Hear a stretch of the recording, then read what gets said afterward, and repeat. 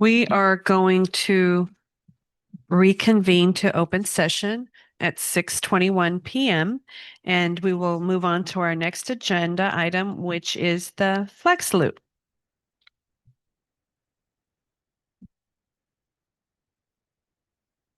One, two, three. I pledge allegiance to the flag of the United States of America, and to the republic which stands one nation under God, indivisible, with liberty and justice for all.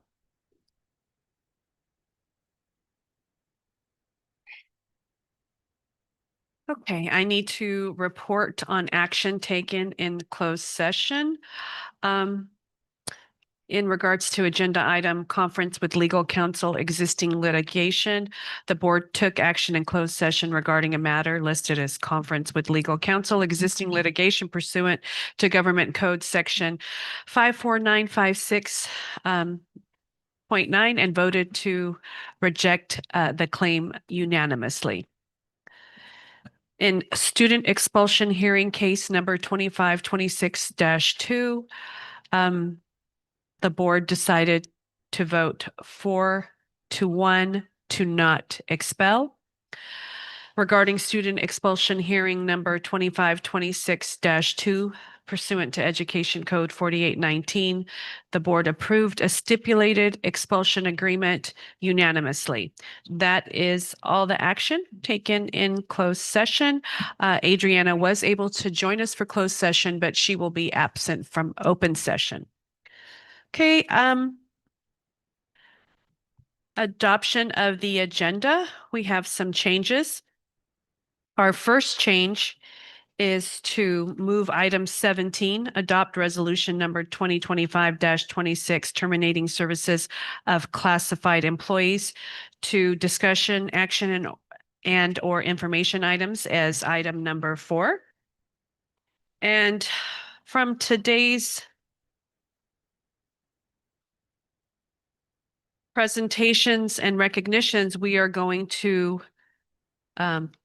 table ethnic studies presentation from this agenda.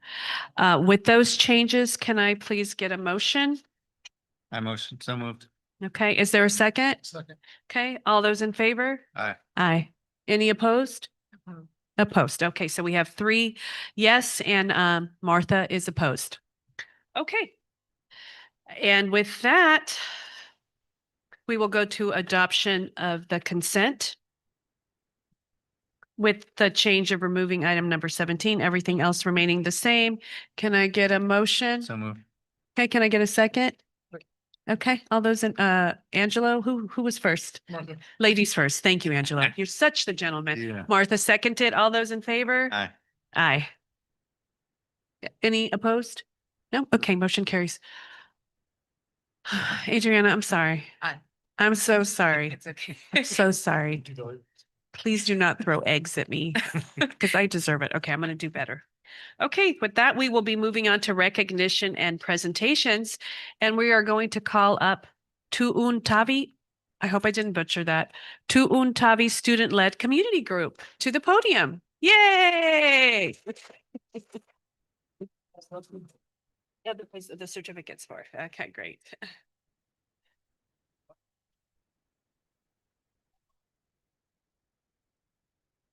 Hello, good evening. Good evening. Good evening. Welcome.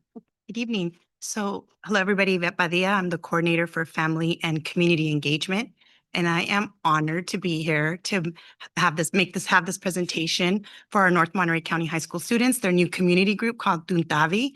But first, I want to call up Genesis Mendoza because she has been overseeing this group and really fostering their growth, leadership, and amplifying their voices. Genesis Mendoza. Thank you. Good evening, Board and Superintendent Turkey. So Genesis Mendoza, Family and Community Engagement Specialist. And I have had the privilege of working with these amazing young leaders with the support of our Family and Community Engagement Coordinator and the entire FACES team. Over the last several months, these students have spent countless hours after school and weekends working on preparing different activities and prepping for events that they planned. So I'm very excited for you all to hear about the impactful work that they have been doing. So with that said, I would like to turn it over to one of our student leaders, Hector Basurto. Yay. Good afternoon, Superintendent Dr. Tricky and members of the board. My name is Hector and I'm a senior this year. I would like to share more about Tuntavi Community Group. We are Tuntavi Community Group, a youth-led and leadership that we focus on leadership development. We provide translation and language support services to promote cultural pride and encourage family participation in schools. Tuntavi means La Palabra del Pueblo. We were founded in January of 2026. It was create a response to the needs of Mixteco families. This group was created to address language barriers, and Tuntavi was also created to support families, improve communication, and create more united and inclusive community. I'm part of Tuntavi to honor my roots. Con orgullo digo que soy parte de la región mixteca y que soy oaxaqueño. Llevo en el corazón la fuerza de la tradición y la identidad de mi gente para que nuestra cultura siga viva por generaciones.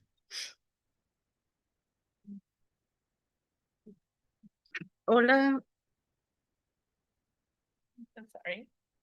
If it's okay, can he repeat what he just said so that I can interpret it? Thank you. ¿Puede repetirlo? I'm part of Tuntavi to honor my roots. Con orgullo. Está bien, ya lo dijo en inglés. Está bien. Yes.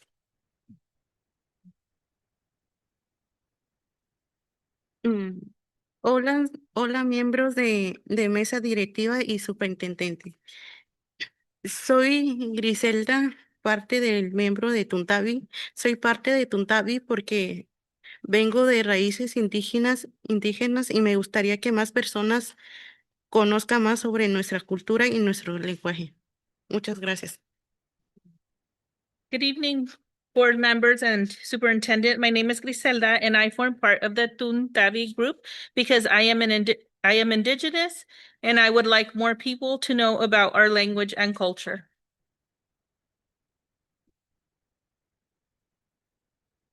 Hola, buenas tardes. Buenas tardes a todos, la junta directiva y al superintendente. Yo soy Carmen y estoy en el 12 grado.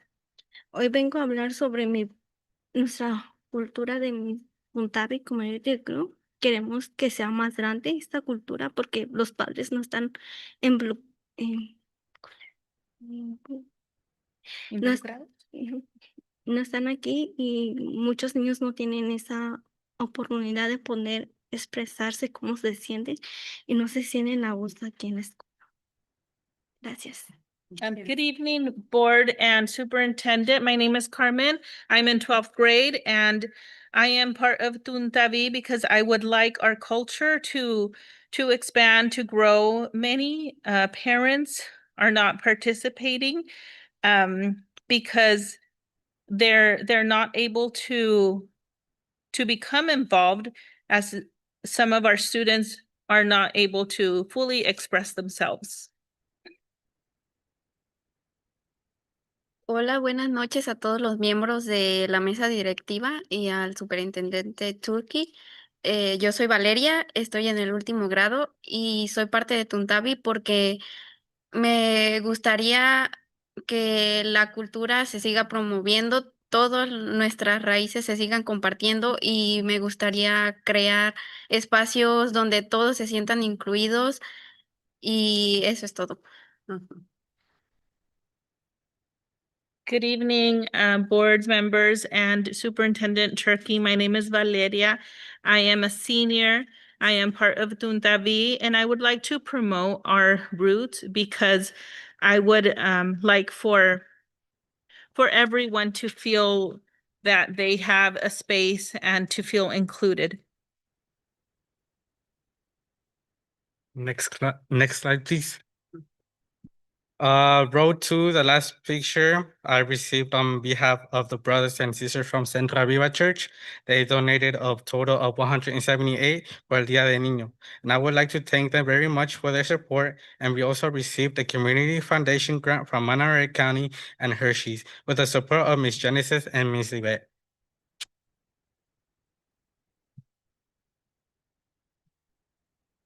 Mm. El lunes fuimos a Jarnea a ver los diferentes programas que ofrecen allí para ayudarnos a obtener nuestras metas. On Monday, we went to Hartnell and we learned about all of the programs that they have there to help us achieve all of our goals.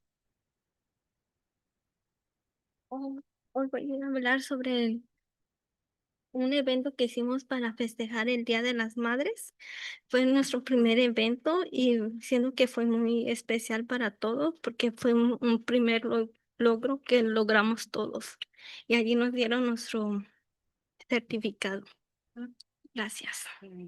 Oh, perdón. I'm here to speak about an event that we had. It was a Mother's Day event, and it was very special because we managed to put it together, and we received a certificate there as well. El pasado 26 de abril participamos en el evento del Día del Niño.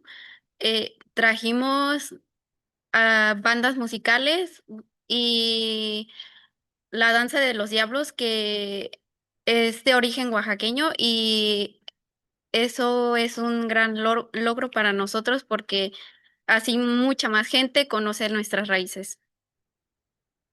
This past April 26th, we participated in the Dia del Niño, Day of the Child event.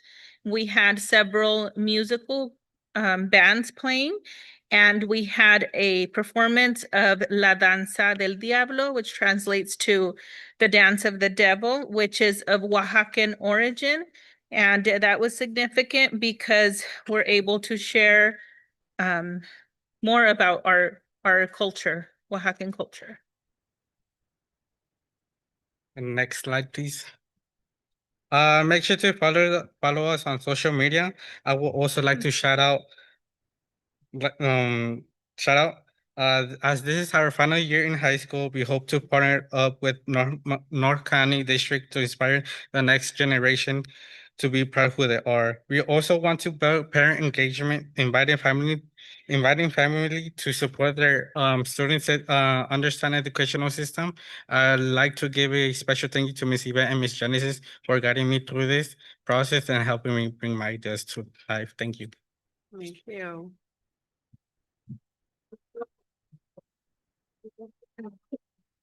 Repeated in Spanish. Yes.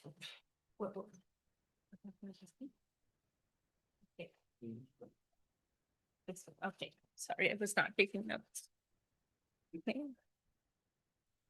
En este último año de la escuela preparatoria esperamos trabajar en asociación con el Distrito Escolar del Norte del Condado Monterrey para inspirar la próxima generación, que se sientan orgullosos de quienes somos. Estamos aquí para crecer la participación de padres, invitar a las familias para apoyar a sus alumnos para que entiendan mejor el sistema educativo. Y le quisiera dar unas gracias especiales a la señora Ive y a la señora Genesis por haberme guiado a través de este proceso y ayudar a traer mis grandes ideas a la vida. Gracias. Again, I want to say thank you. Just meeting this phenomenal group of students. It took a lot of teachers to get them here. So I want to give a shout out to Ms. Tostado and Ms. Marquez.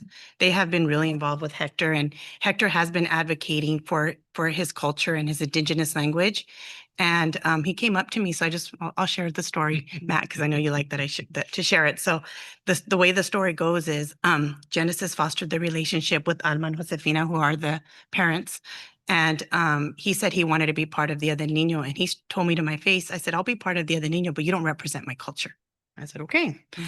What is your culture? Let's talk about it. And so he told me, I have different, we have in Oaxaca, we have different music, we have different dances, and that's what we want to do. And I said, okay, when do you graduate? He's on next year, and I want to be a translator. And I said, cool, you're going to have your own job because we need translators here. We you know, you could be an entrepreneur. So fast forward, he wanted to go to San Francisco, but now he's going to Hartnell. Hartnell team. So he's going to be here. He's going to be continuing with this community group along with all these phenomenal ladies and really spreading awareness and helping us with our parents, because that's what it's all about. But going back to him saying this is not part of my culture, he delivered.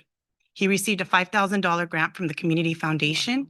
And along the way, we found another grant through Hershey's, which is $1,000. And he was able to bring some music from Oaxaca that represents his community and his culture. So we embraced it, we love it, and we're here to support not just them, but their parents. So I don't know if Alma or Josefina would like to say something because they have been true advocates for the Mixteco community. So.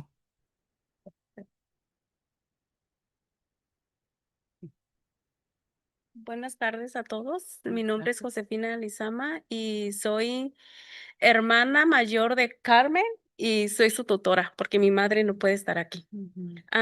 Yo les agradezco por estar presente y tomar en cuenta nuestra opinión. Yo estoy apoyando a los muchachos, voy a las juntas y ando integrada en muchos programas porque quiero progresar. Y sí, quiero que los muchachos sean grandes. Yo sé que van a ser grandes. Con su apoyo de ustedes y con mi apoyo, con apoyo de la comunidad, vamos a salir adelante. Tuntavi va a ser muy grande. Y les agradezco de todo corazón a todos y a Ivette, a Génesis, por permitirnos liderar. Gracias. Sí. Hi, I am Carmen's mom, and I want to thank you for all of your support, for everyone's support in allowing this group Tundavi to be created. And I know that this will help the children, the youth to grow, and they will be great. They are great and they will be great. And I want to thank especially Yvette and Genesis. And that is why we're here. Thank you. Go ahead. Buenas tardes, mi nombre es Alma Lizama, soy hermana de Josefina Lizama y hermana de Carmen Lizama. ¿Qué les puedo decir? Yo apenas me empecé a involucrar hace 2 meses y siento que he avanzado mucho, tanto yo y tanto mis hijos. Y ayer fue una junta de puros mixtecos, de los que hablamos mixtecos, y estamos muy desinformados nosotros los que hablamos mixteco. Y quiero que seamos alguien importante, todos, porque sentimos que, y también he interactuado con gente de mi pueblo, que es lo que necesitamos como comunidad mixteca en progresar, y todos decimos que lo que necesitamos es que los maestros enseñen a los niños, pero nunca decimos que nosotros tenemos que estar apoyando a nuestros hijos. Ayer que fui, muchos padres estaban diciendo que querían más tarea, pero la directora les preguntó que si ellos ayudan a sus hijos con su tarea y nadie dijo si es que 4 personas dijeron que ayudan a sus hijos. Y cuando la directora dijo, ¿qué necesitamos para mejorar? Y muchos estaban diciendo que más inglés, que los maestros se pongan a hacer su trabajo, pero nunca dijeron que ellos también nosotros como padres necesitamos apoyar a nuestros hijos. Y eso siento que me dolió mucho porque yo dije, yo era una de esas madres, pero ahora ya no lo quiero hacer y los niños del futuro tampoco quiero que sean así, quiero que sean mejor de lo que nosotros somos, una mejor versión de lo que nosotros somos. Y gracias. Gracias. Good evening. My name is Alma Lizama, and I am Josefina Lizama's hermana de Josefina Lizama. and Carmen Lizama's sister. And I've been involved for about 2 months now. We've been growing, and last night my children and I attended a Mixteco meeting in which I realized that we are very ill-informed. Those of us who are Mixteco speaking are not well informed. And we want to be able to be important, to matter. And one thing that we realized that was coming up in the meeting is parents were saying they wanted teachers to teach, but they weren't really admitting that they weren't supporting their children in learning. Some of them were saying they wanted teachers to send packets home for them to do homework, but when they were asked, are you helping your children at home with the homework? I am sad to say that very few raised their hand, maybe 4 parents. So we really do need to do better and help our children as well. They were saying things like, oh, we need more English, more support, but we also need to get involved to become better, because our children will become a better generation. Their future will be improved. It'll be the next generation which would be better than the last. Thank you. Thank you for that amazing presentation. Right now, we're going to open it up to any public comment. Seeing none here, is there any public comment on Zoom?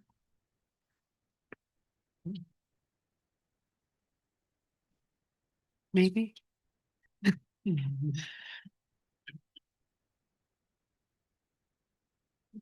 No, thank you, Brianna.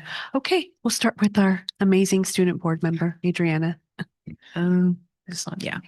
Thank you for the presentation. I mean, it's incredible work you guys are doing, and the courage to stand up for your culture, even as a minority. I think that's so admirable, and I took that to heart because, you know, like I get it, I get the minority thing, but yeah, thank you. Thank you. You Look guys forward to do seeing. so much to support us. Based on what I heard of parents, they're like, oh, our kids are not here to learn. They get told learn English. My dad went to court. No one had interpreters in Mixteco. And they only went to they couldn't find interpreters, so it took a while. And then when my grandma passed, she was in the hospital. No doctors or nurses spoke Mixteco or Spanish. And it was pure English. And then my uncle, the one who lives on Oxnard, he came and tried to learn English, but it was really hard for him to understand.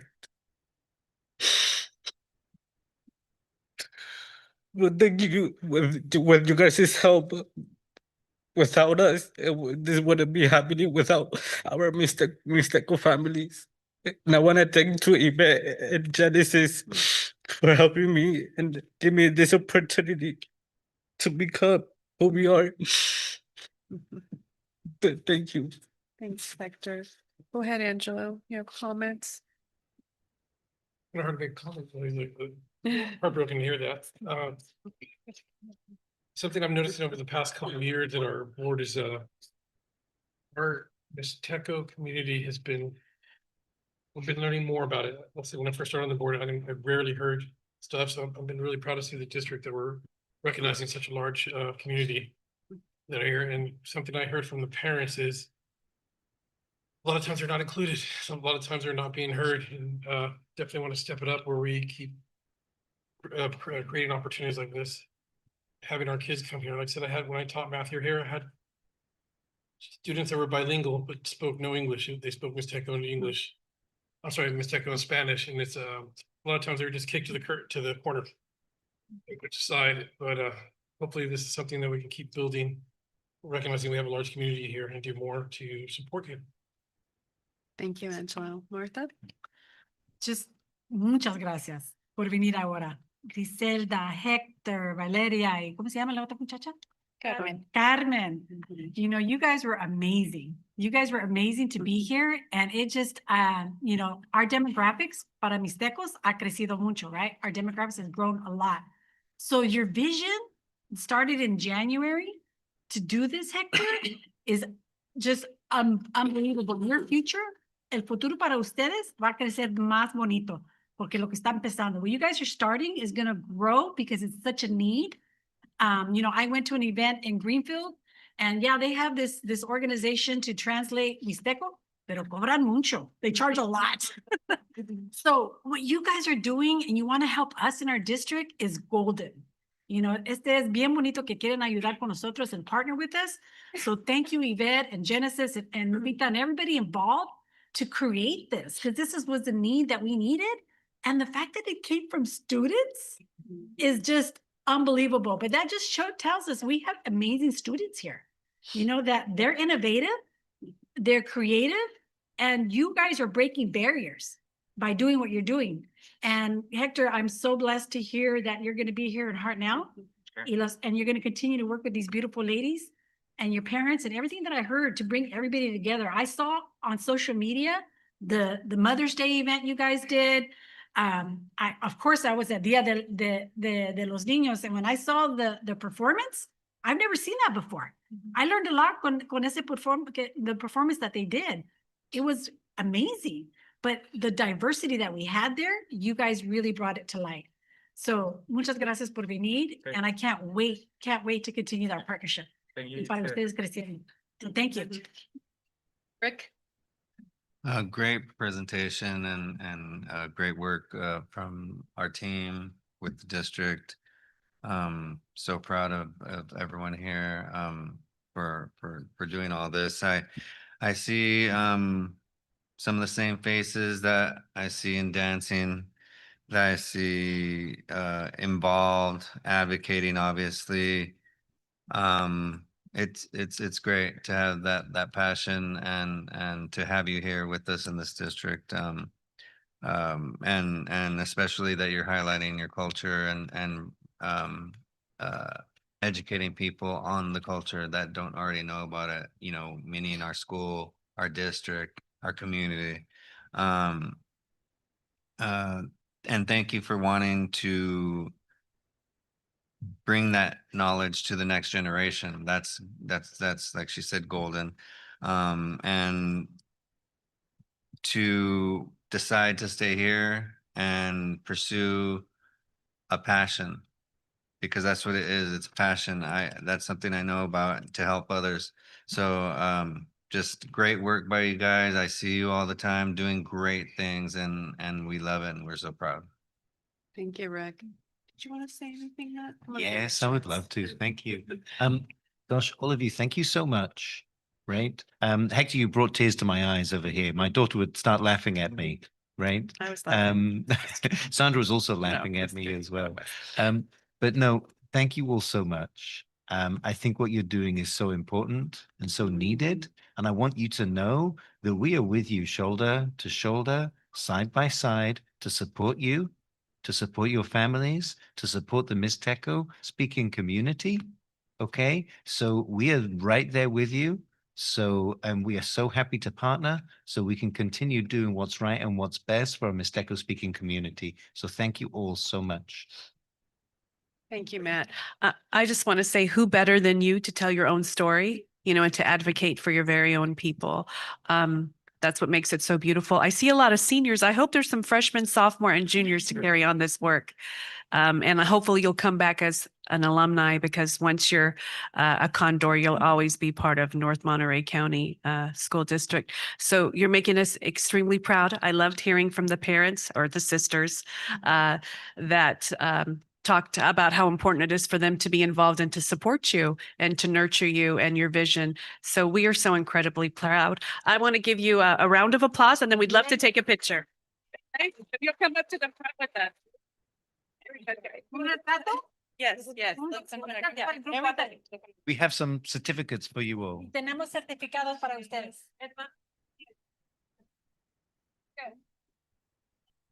It's the horseshoe of love.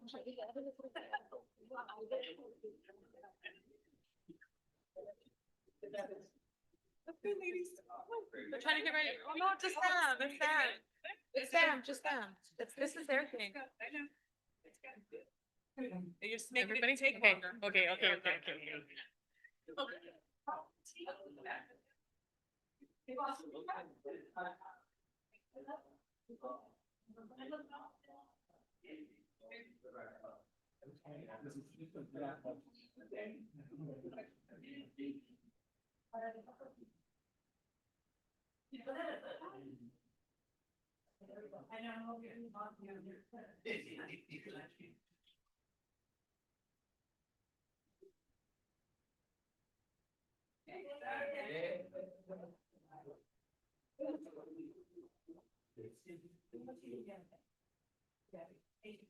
Keep up this work, okay? One and nothing.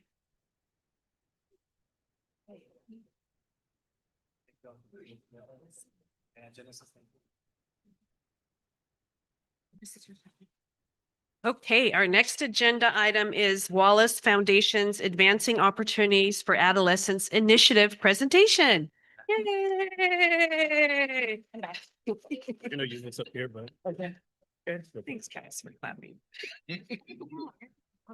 Let's do it. Let's bring the Hello, energy. again, good evening. Good Yvette evening, Padilla. Yvette. So now I'm wearing my other hat, my community engagement hat. So I am super honored to be here to present the Advancing Opportunities for Adolescents. Next slide, please. So I just want to give a quick overview of the partnership and how it all started. So 3 years ago, I was tasked, part of the Community School Partnership Grant, to bring in more partnerships and leverage the resources that we have. So I was handed over the Monterey County Alliance, which started in 2015. And now we're here now. So I've been working towards that and trying to bring in more opportunities because who are our partners? Who are our county service providers? Because we are their stakeholders. So there's over 400 nonprofits here in Monterey County, along with all the different social services and all the different agencies and colleges, and we can name it. But North Monterey County, there's a big gap.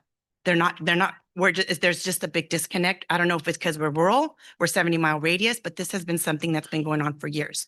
So moving on. So I was part of also the Advancing Opportunities for Adolescents. So that is a program that was for 18 months. And what it is, it was also part of the Wallace. So it was an asset mapping project for South County. But we were invited because Hartnell Foundation, I'm just going to say this, Tony, they are the 5 cities. And that is Salinas all the way up to King City. We're not a city, but we are North Monterey County. Hartnell is our home community college. So I was happy to be invited in. They asked me to choose 2 students. And at the time it was Valentin Bautista and Brisma Ramirez, who was your board member, to be part of it because they were our community school representatives at the time. So they did this project.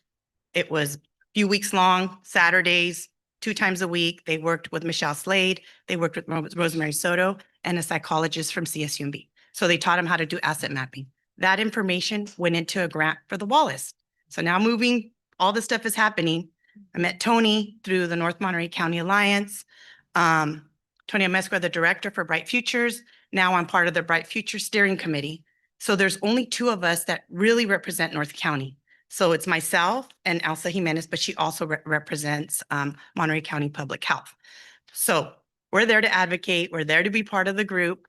So again, it just started evolving really quickly when we were part of Hartnell Foundation. Mi Vida, Mi Futuro program came out, which they're in partnership with CCA, which is another organization. And now we started a youth promotora program through Mi Vida, Mi Futuro. So that is amazing. Also, too, Cal Kids also evolved. They were able to download all of our student data to let us know which students qualify for the college savings. So we had our community liaisons and our FACE team go out and really help support and bring up those numbers. We still have a lot of work to do on that part, but all these different partnerships have evolved, like the Golden Ticket program, our reading program. Because we were there, I sat next to Taylor Farms philanthropist, and she says, North County is not being represented. I said, no, we're not. So you've already approved that MOU. Same with the MOU for the Monterey County Health Mobile that's coming here. So there's these MOUs that have come forward to you, and it's because of the North Monterey County Alliance and those partnerships that we're building. So it's starting to evolve pretty quick. That's why the community schools grant, it's 3 to 5 years. And if you just stick to the partnership side of the house, which I did, and I was really happy to also inherit our family and community engagement specialist, because now we could continue to push that work forward. So in saying that, we did receive the Wallace Foundation grant. We do have here our Bright Futures team and Hartnell team to really give you an overview of what it is. So this is the biggest partnership that has come out of this, and we're super proud to be part of it ourselves in Greenfield. So I want to call up our director, Tonia Mesqua, to give you an overview. Thank you. Welcome. All righty, if we could go next slide, please. Good evening, board members, Superintendent Turkey. My name is Tonia Mesqua. I'm the Director of Bright Futures Educational Partnership anchored at Hartnell College Foundation. And this isn't a job. Being able to help families, being able to help the community is something that we love to do. We don't just focus on one area. We really are cradle to career. We start off at birth and we go all the way into employment. And so we've had students that have graduated from Hartnell, have gone up to Stanford and came back to want to work locally and been paper screened, hasn't had a fighting chance when it comes to, oh, well, you have a great degree, but you have no experience.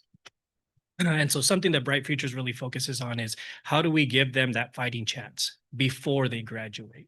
And so one of the opportunities that we're really looking at is Cal Kids, the Mi Vida Mi Futuro work in creating that awareness, but giving them that opportunity to become a leader in the community, earn those stripes before they have to go and present themselves for the workforce.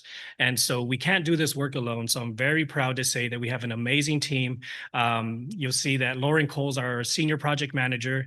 We also have an amazing research and data analyst in Michael Applegate, and also our project manager that is focusing on our AOA initiative in Selene. Next slide, please. I thought I wasn't going to be able to see it, so I'm kind of going both. I'm sorry, I should just stick down. My eyes can't see it. So like Yvette mentioned, this is the second, oh yeah, sorry. This is the second initiative with Wallace that Monterey County has been a part of. That first one was a small pilot where we received about $175,000 to do some mapping work. But now this, because of what we were able to show them and present to them on our county and really highlight our county, they said, there's this new opportunity that we want you to apply for. And it was the, excuse me, the Advancing Opportunities for Adolescents initiative.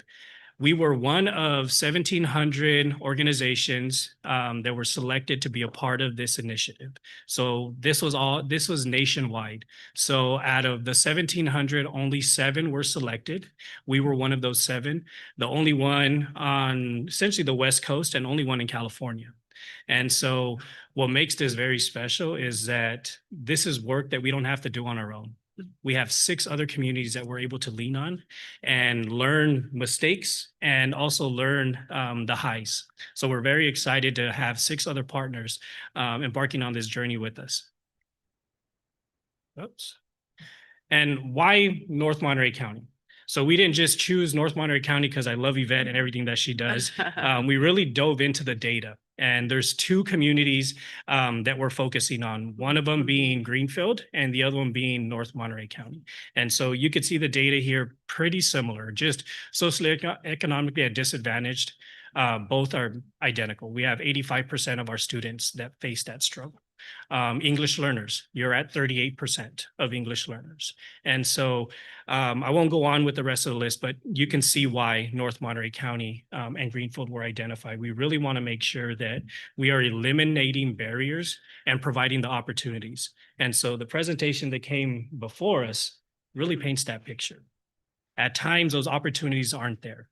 And I'm 2 years into this position. My prior position, I spent 15 years in working at Greenfield Union School District, and our communities are very similar. And the struggles are there. Families want the best for their students, but at times they're working to 7, 8 o'clock at night. Only things that they could do are on the weekends. or they need transportation to make that happen. And so this is what's really beautiful about this grant, is that we're able to supplement support what's already happening at the school district or what's not happening at the school district. Let's see what's happening. Something that we know about both of these communities is that infrastructure is an issue. So just like Greenfield, North Monterey County, the school district and the rec are essentially the two essential hubs that the communities have. And so how can we maximize those efforts? How can we bring in other partners to really enhance those opportunities and create those spaces that family feel comfortable and safe to attend and essentially sign up their students? And so the focus of the work, we really want to lean on our partners to make sure that we are, and I've kind of summarized all of this already, but we want to make sure that we're maximizing everything that we're doing. The funding that's going to be coming to Monterey County for both of the communities it's a 5-year investment, up to $1 million investment spread out through both of the communities. And so we have a planning year, a pilot year, and then we have 4 years of implementation essentially. And so what really surprises us about the Wallace Foundation is that they're not just giving us this grant for the 5-year full initiative. They are funding positions for us to be able to go and then look at how we sustain this work for 10, 15, 20 years down the road. So we're hoping that with what we build, right, we're not going to provide any direct service. We want to align those partnerships to come and provide the work, but we want to make sure that we are looking at state policy, local policy, and how do we, again, maximize that funding that is in the community and direct it to what it is that our community wants and needs. And I will stop because I will go on forever. And so it looks like there's an issue with the PowerPoint, but I can just talk you through it. So the initiative, we have a lot of freedom in terms of like the design. So this is not a prescribed intervention from the Wallace Foundation. So it is very much like community driven. Oh, and by the way, I'm Selene Rangel. I am the project manager program lead for this initiative. You'll be seeing me often.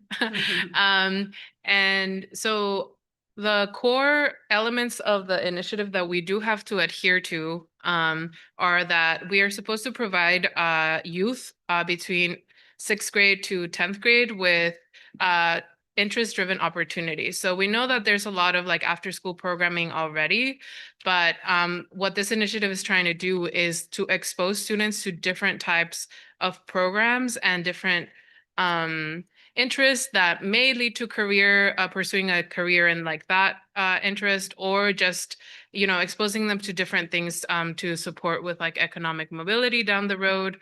Another aspect is the navigation support. So this is like a caring adult, like that the students, the youth participating in this initiative have a caring adult that is going to refer them or like connect them to the types of opportunities that they're looking for. If there's issue with transportations, that this adult helps them sort of think about like, how can we get you there? How can you get access to this opportunity? And then the program dosage, this was a suggestion from Wallace, is that they say that during the pilot, we should have youth spend approximately 60 days or 2 hours per day across the year in interest-driven programming, so that they really are exploring these different opportunities and seeing what they like and what they don't like.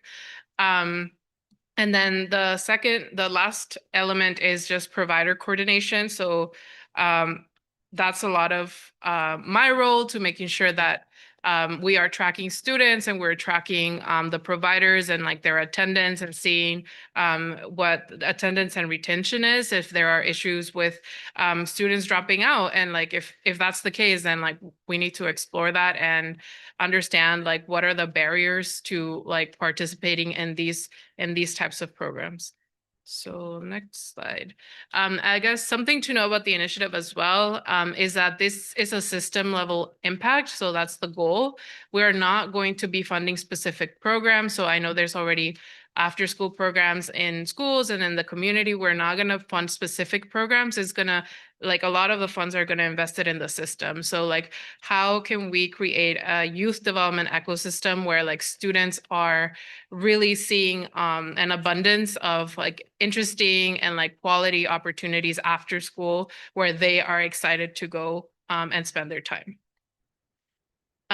So this is similar to the previous slide, but I'll just say it's like supplemental support to like the work that the schools, the community organizations are already doing. It's going to be a huge coordination effort. So coordinating with school districts, with schools, with different out of school time providers, so youth development on nonprofits. And their focus is really out of school time. And that's a term that Wallace and like our initiative is using a lot. So it includes summer, after school, weekends. So like, what are students doing once they leave school? And I think research shows that like students spend so much time outside of school. Like, so they might spend 8 to 9 hours in school, but like there's so much time outside of that where they can really explore different opportunities, and we need to figure out what they're interested in.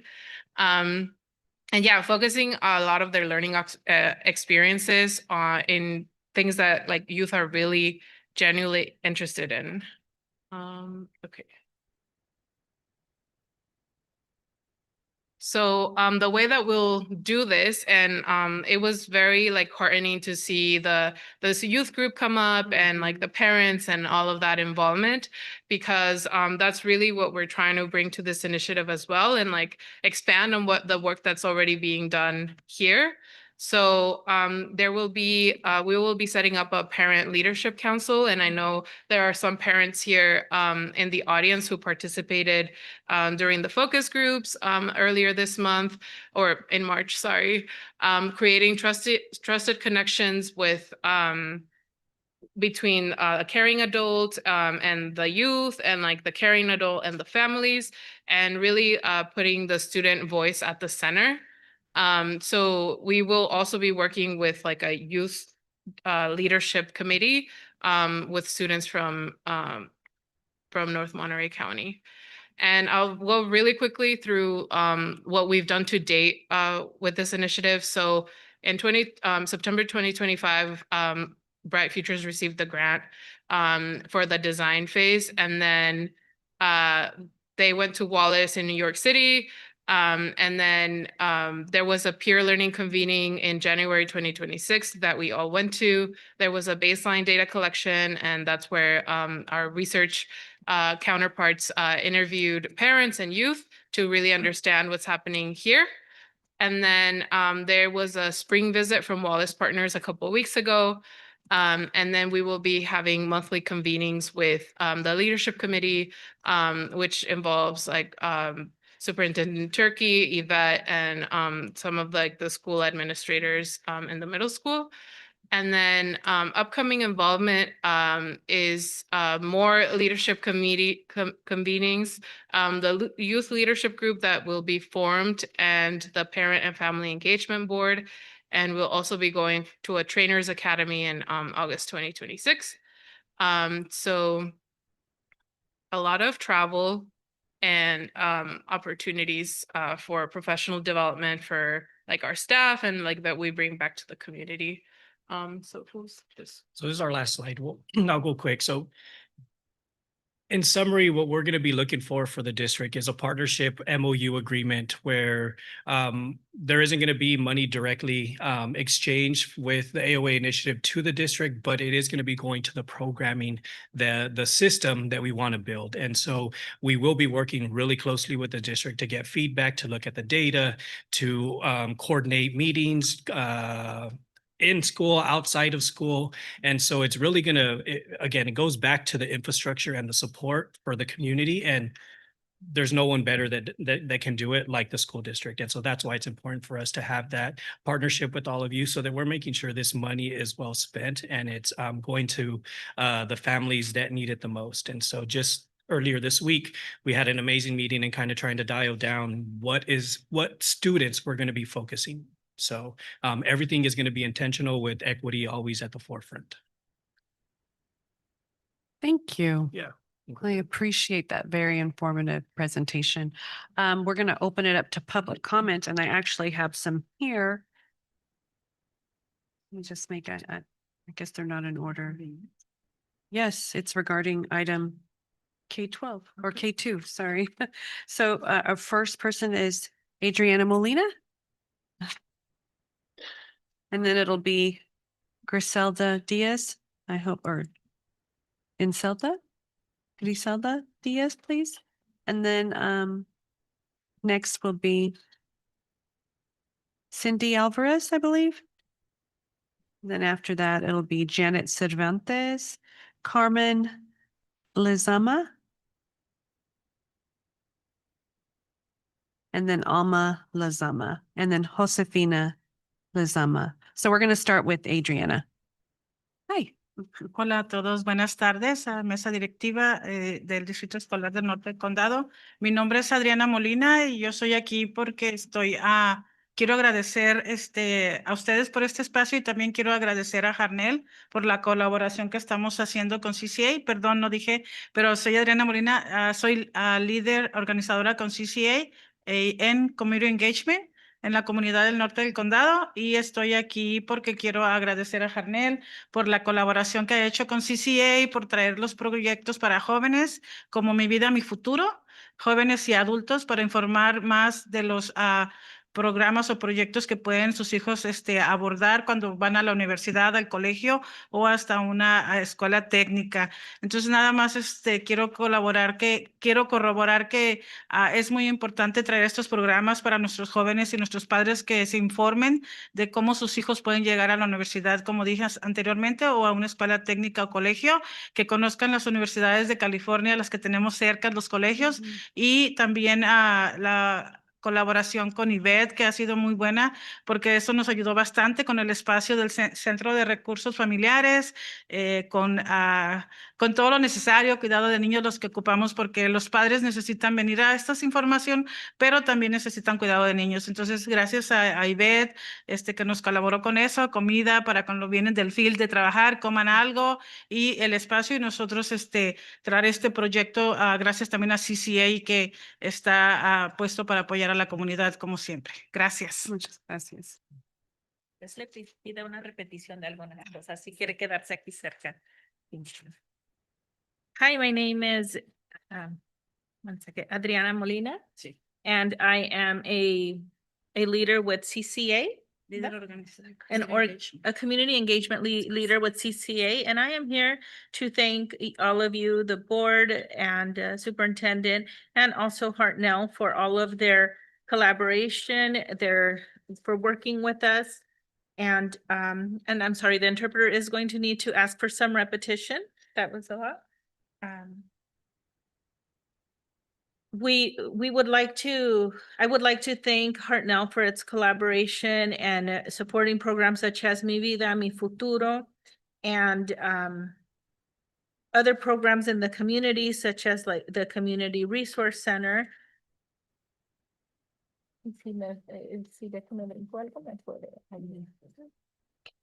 And I would like to thank Yvette especially for her support in providing these spaces for parents to come and learn and get support. Many of these parents come home after a long day working in the field, and she provides meals, she provides daycare, and a space for them to learn about these programs that support parents and learning about all of the different pathways, such as colleges, universities, and technical schools. También quiero agregar que la colaboración fue también con los jóvenes. Estuvimos trabajando con 6 padres promotores con Mi Vida, Mi Futuro y 6 jóvenes de aquí de la high school. Estuvimos viniendo aquí a la high school a dar estas presentaciones y una de las jóvenes lo dio en el centro de recursos. Estuvimos queriendo expandernos en diferentes áreas del condado, del norte del condado, para que los jóvenes promotores dieran estas presentaciones a más jóvenes. Creo que fue un gran éxito, tuvimos varias participación y gracias a eso también tenemos jóvenes para hacer sus comentarios.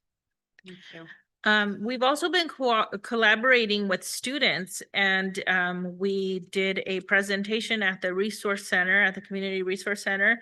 We had 6 parents and 6 students participating.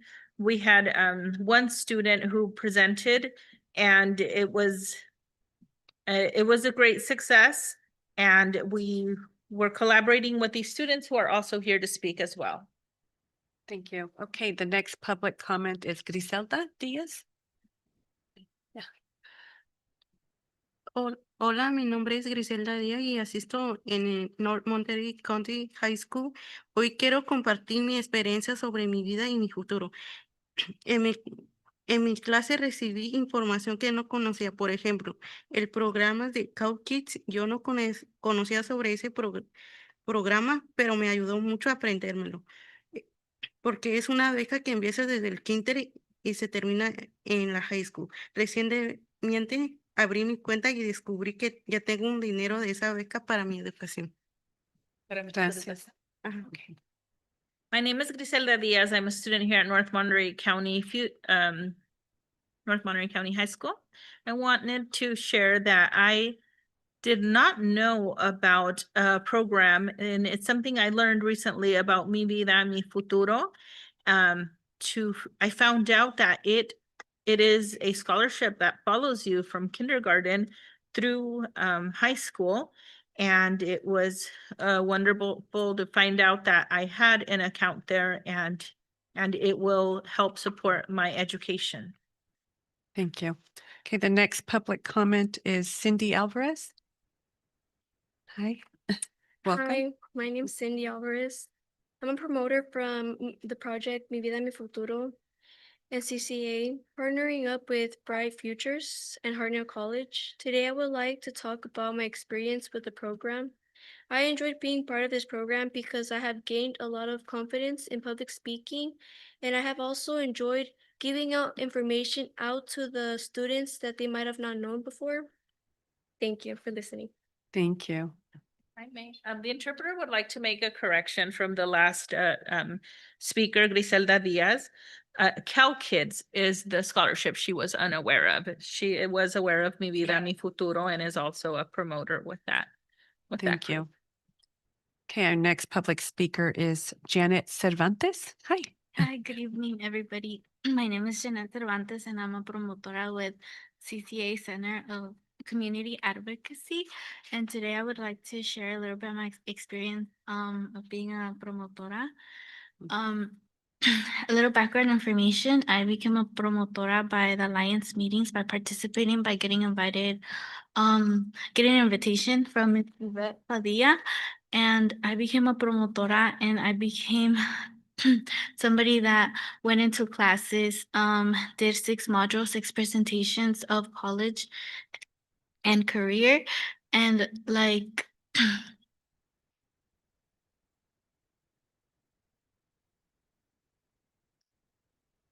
like Griselda said, it really like impacted me knowing that I did one of the modules in her class, and it really impacted me that she didn't know about Call Kids, and me being able to teach her about it was very impactful in my life.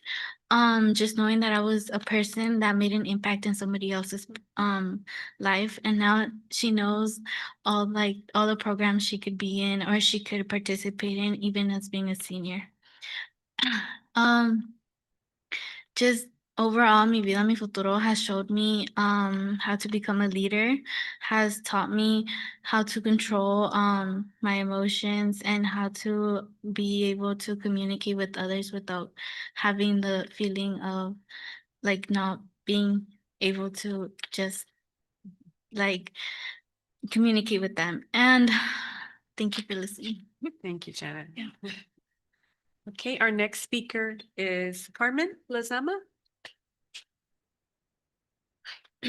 Hola, buenas tardes de nuevo. Estoy en el 9 grado. Hoy vengo a hablar sobre mi vida y mi futuro. Gracias a ello, supe un poco de los recursos que tenía que necesitar para el colegio.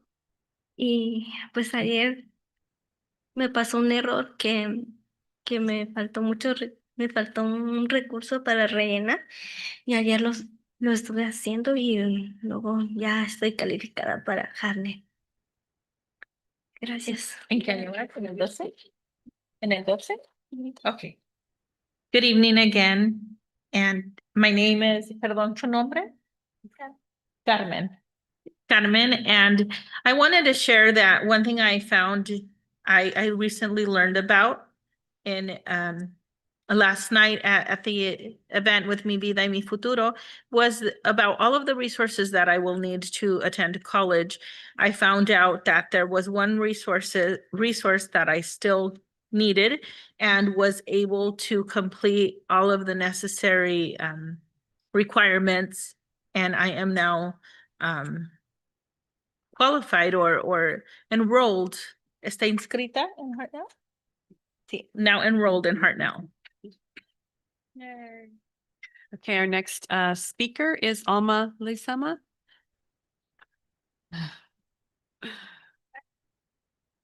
Buenas tardes, otra vez. Mi nombre es Alma Lizama.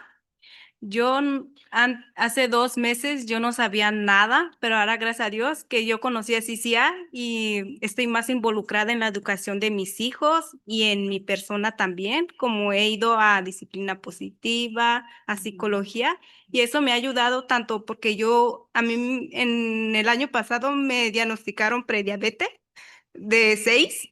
Y ahora que voy a estas clases y todo eso, ahora estoy en 5.6. Sí, y mi hija que tiene 14 años, no pudo venir hoy porque dijo que tenía mucha tarea. Y ella quiere ir a Stanford a estudiar. Alguien de Mixteco, como de nosotras, quiere ir a Stanford a estudiar porque ella quiere ser una mejor versión de mí. Y yo soy una versión mejor de mi mamá también, porque mi mamá no sabe español, ni leer ni escribir.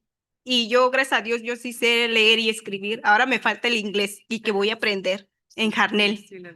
Y gracias a ustedes.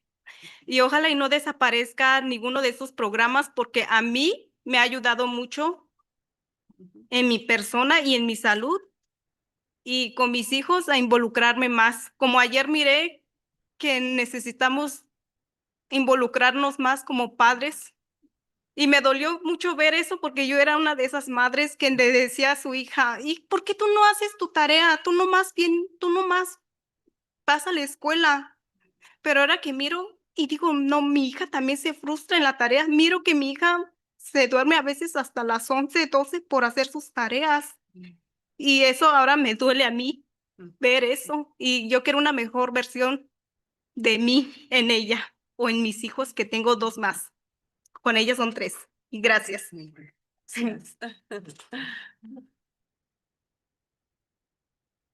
Good evening again. My name is Alma Lizama, and I have learned so much in the last 2 months through CCA. I've become so much more involved. I've participated in the different offerings they give, the positive discipline. I've learned so much that it's even helped me with my health. 6 months ago, I was pre-diabetic. I was at a 6, and now I am a 5.6. I have a daughter who is 14 years old. She would have wanted to be here tonight, but she is home studying. She wants to go to Stanford, and that's incredible for someone like me, someone who is Mixteco speaking, to want to go to Stanford, to be at Stanford. I hope that she will be a better version of me, just like I am a better version of my mom. My mom did not know how to read or write in Spanish, and I do. And now what I need is to learn English as well, which is what I'm trying to do. And I want to thank you all. Thank you for offering all of these programs that have helped. And I hope this program is always here to support. And one thing that I learned last night at last night's event was how it really hurts me to admit, but I was one of those parents, one of those moms who were just asking my children, why don't you do your homework? You just go to school and you don't even do your homework. But now I do see my daughter sometimes stays up till 11 p.m. She sometimes struggles with her homework, and she is becoming a better version of me. Just like I am also becoming a better version of my parents. Thanks. Thank you. Okay, our next speaker is Josefina Lizama. Buenas tardes otra vez, Josefina Lizama. Yo quiero agradecer todo, porque mi hermana está mejor de salud gracias al programa y gracias a la gente que nos hemos encontrado en nuestro camino. A veces no nos damos cuenta de la vida porque nos encerramos en un círculo, no nos damos cuenta de lo que tenemos al lado.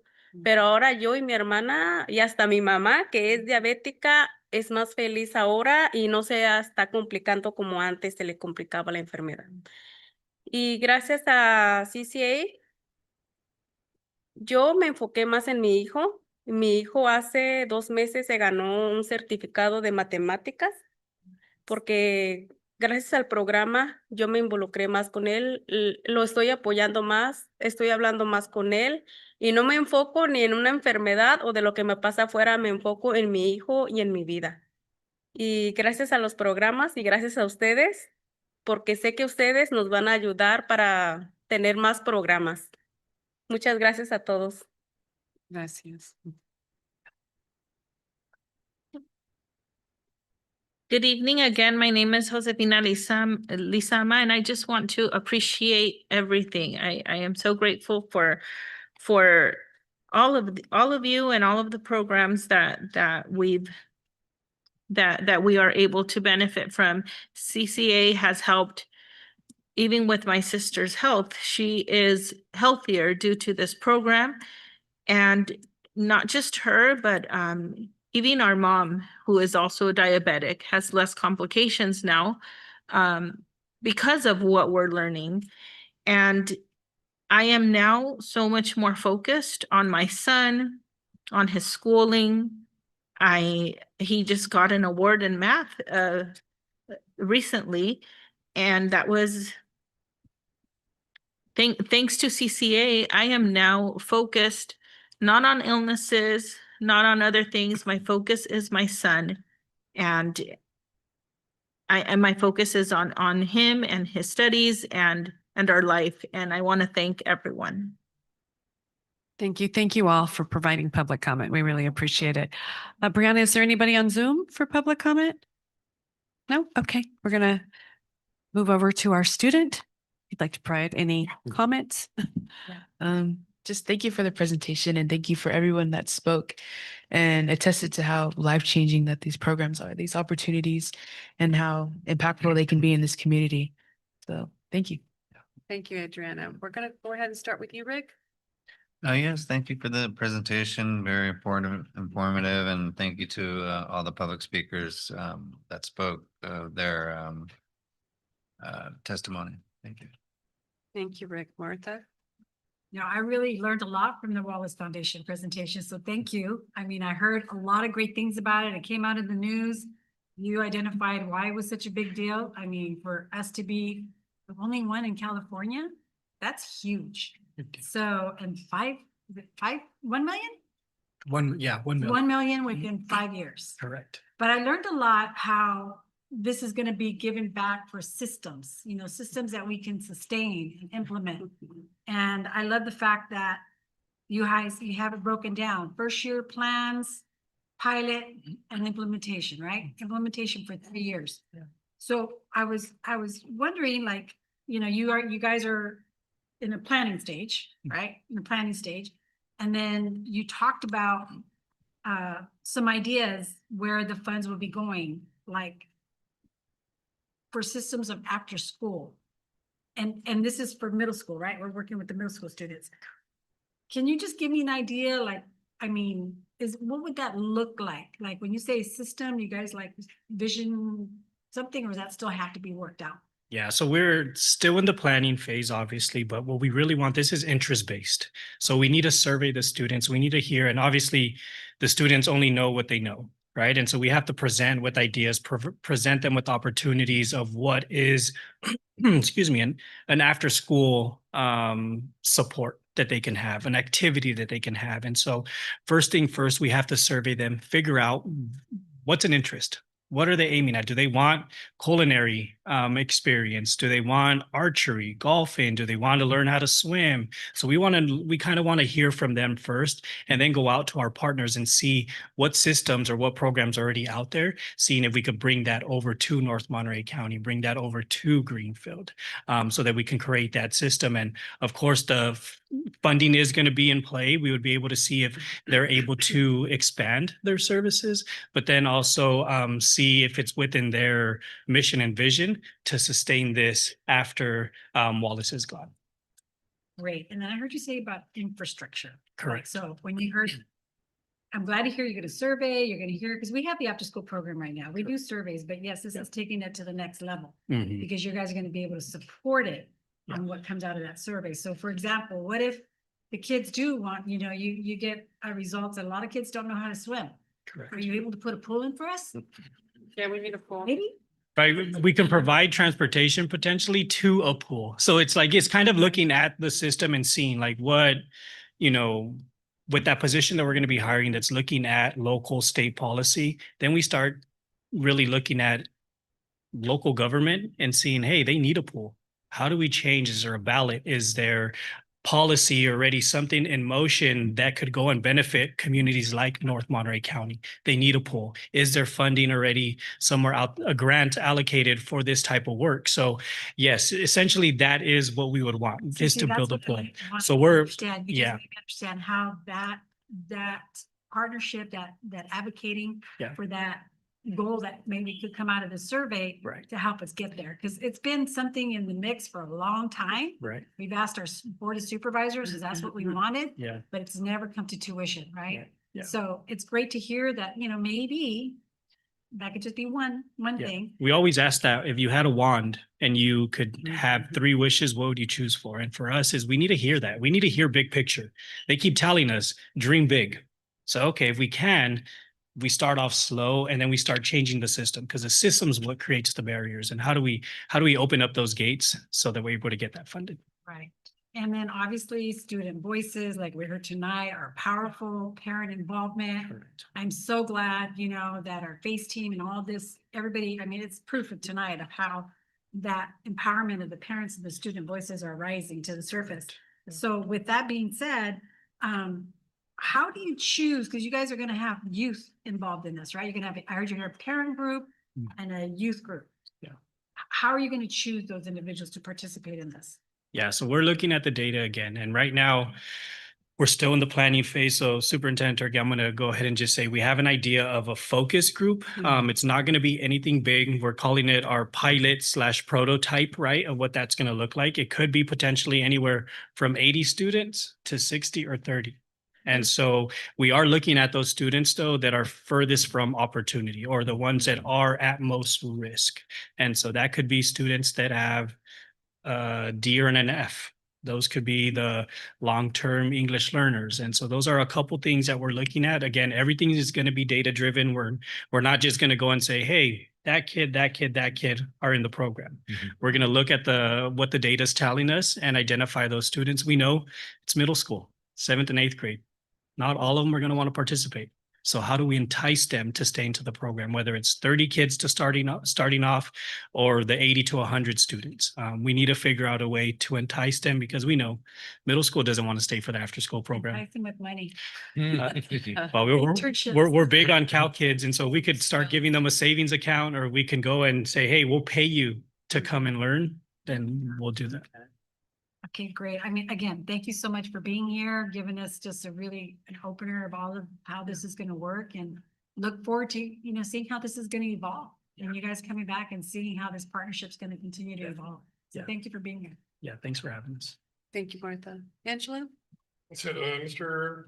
Amescua, did I say that? Amescua? Amescua? Uh-huh. Well, Mr. Hill, thank you so much for coming down here and presenting to us. We do appreciate Thanks for your having time. us. Thank you. Matt, did you Have anything you want to say? No, just, I mean, Okay. you will, as Tony and Selene said, we're working hard. We have a good team. Okay, we've got a great partnership and more to come. More to come. Okay, thank you. Yeah, it's been a very informative presentation, although I do have to say some of these concepts are very nebulous. You know, I like dream big. I like giving kids that are the farthest from opportunity, like you said, an opportunity to be successful. Because some kids are getting the Fs and the Ds, but they have so much unmatched potential. And sometimes you'll read about those stories where all they needed was someone to believe in them. And so it is very exciting to think that a program could potentially transform students' lives. That's why we're all here, for that dream. Even though it sounds kind of like this to me right now. Right. Yeah. I have faith that you're going to deliver. So it's $1 million a year or just $1 million total? So they haven't told us the full amount, but yeah, Okay. it's $1 million. To be safe, it's $1 million a year. It could be a little bit more Okay. depending on the plan that they end up approving. But it is, let's say, 1 million for 5 years. Okay. But there's a lot of technical assistance that's also coming Okay. with that. And so that's going to be additional research partners. That's going to be mapping partners. The partnership that's going to help us hire this person that's going to be looking at funding. And so there's a lot of technical assistance that's going to be coming apart from that. So tell me when there will be a program that students can participate in. I'm sorry, say that one more time. Give me a timeline. Just, I know Oh. right now it's just an estimate of Yeah. when there would be a program that students could So participate in. timeline for full implementation of the funding is actually January of 2026. So Okay. we're hoping 2026? Sorry, 2027. Okay. Sorry. Okay. January 2027 is when full funding implementation is put in our bank accounts. Okay. And then that's what we're hoping. Soon after that, we'll have the plan ready to go. So we're already started hitting the ground trying to identify the students. We'll do that up until January 2027. And then hopefully we start So programming. January right after. 2027, the Yeah. plan should be pretty with the bow on it. You should know what you want to do because you've gotten that data, you've gotten the feedback from the students. Yep. And the money should hit the bank account and then you're going to have a plan on how to spend it. Yep. So it's a prototype. Every year, it's never a final product. Every year it could change and pivot. Evolve, We can say- continuous improvement. Correct. Okay, Yep. getting that feedback, making it better. Correct. Addressing students' needs. Okay, Yep. fantastic. I'm so excited to hear it. Thank you for sharing with us your vision. Yeah. Thank you. So thank you. Okay, our next presentation is the Early Learning Program Report. Where's Christina in the house?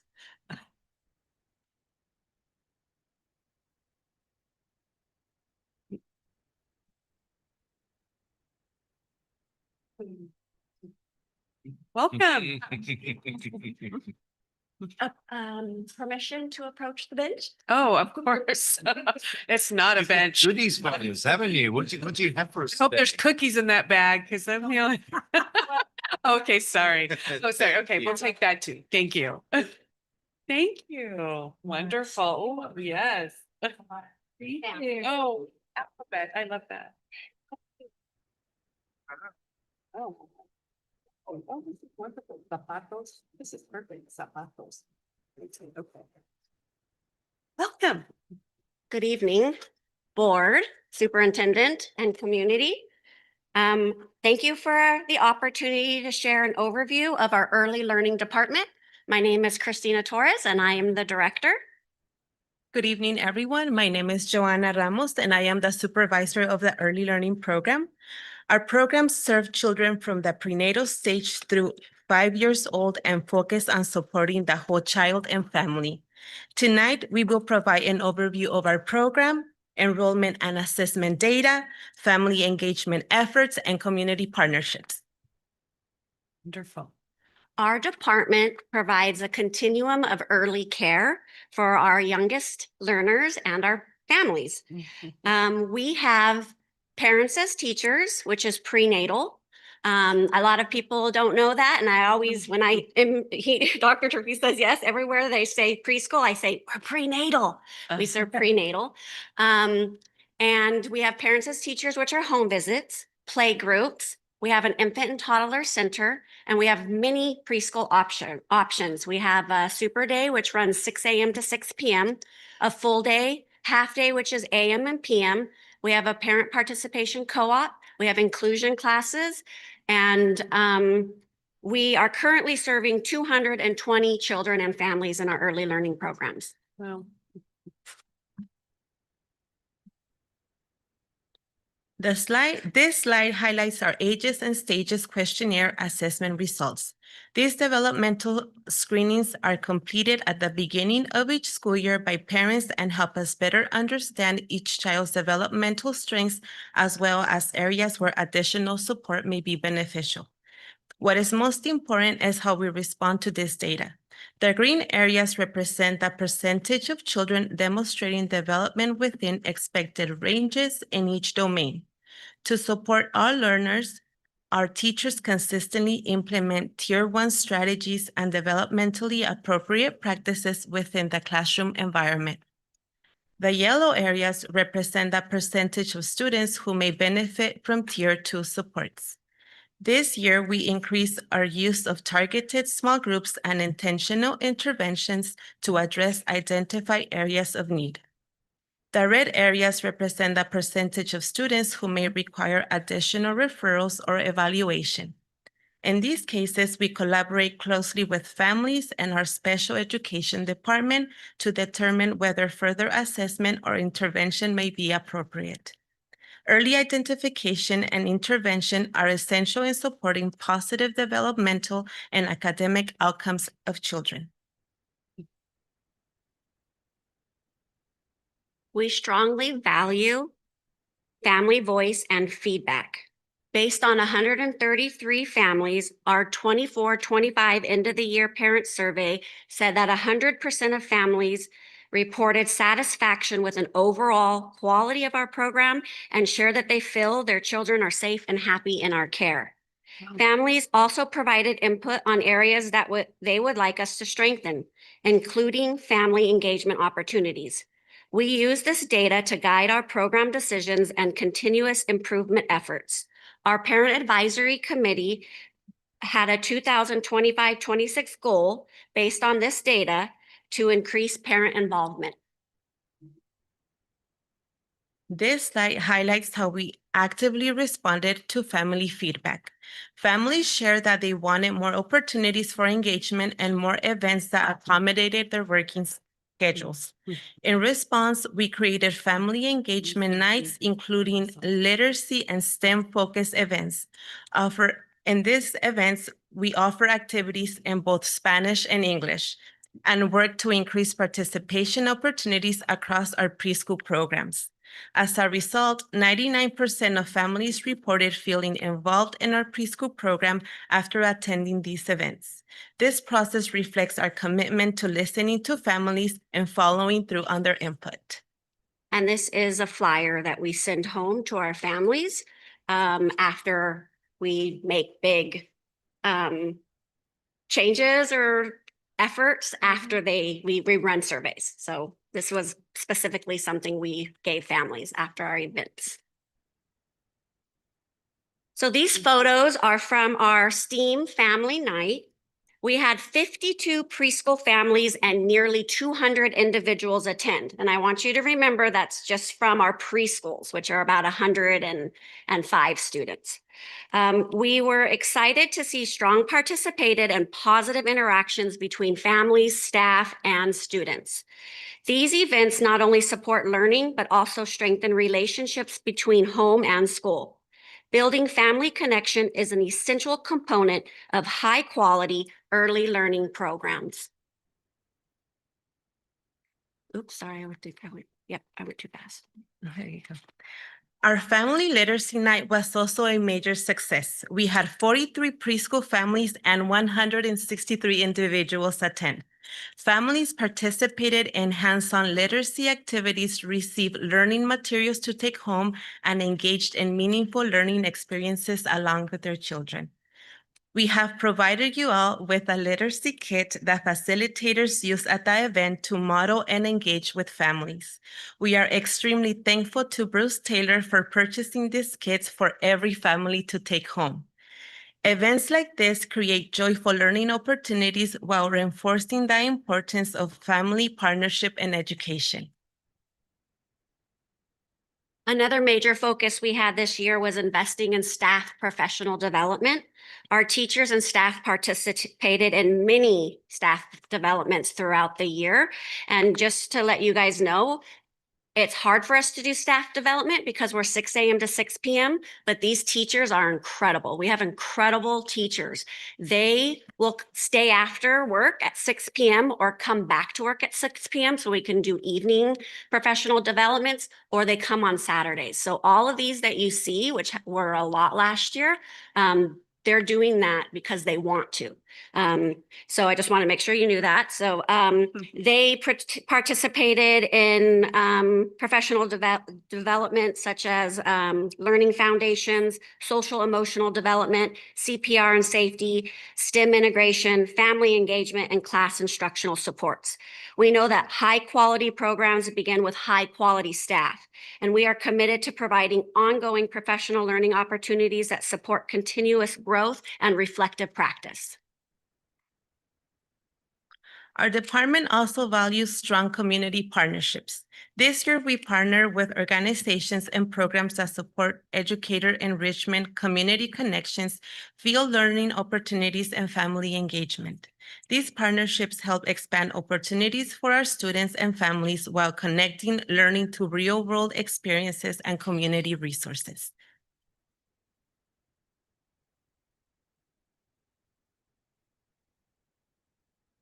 Looking ahead, we are excited about several upcoming initiatives. These include expanding field learning opportunities, continuing professional development focused specifically on class instructional supports, strengthening family engagement opportunities, and developing new inclusive playground spaces. Our goal is to continue improving the quality of our programs while ensuring all children feel supported, included, and engaged. Oh no, I hope it's, there it is. Oh, there. We wanted to include this video because it reflects the heart of our work. Before I continue, I would like to make a pause and give Rebecca a special shout out. Rebecca, we are thankful for your work. Thank you for collaborating with us. You are amazing. Everything we do in early learning is centered around creating a safe, joyful, and meaningful experiences for young children.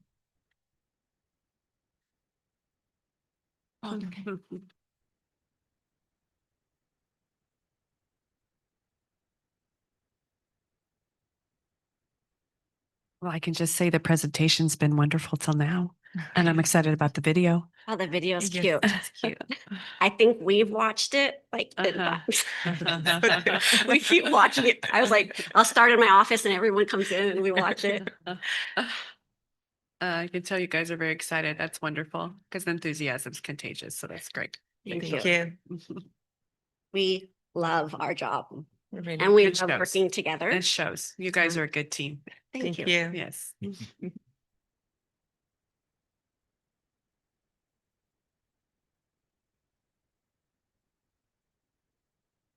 It's really worth the waiting. It's okay. Yes, yes. Patience. Oh, no. So cute. Okay, Christian, I think you're going to have to act it out. There's a couple twinnies in there.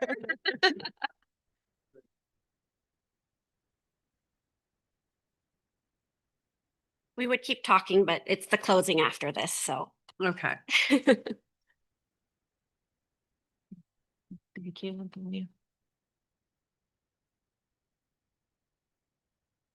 There it is.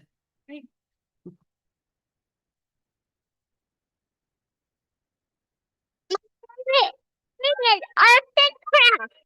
Me gusta la escuela porque quiero aprender todo.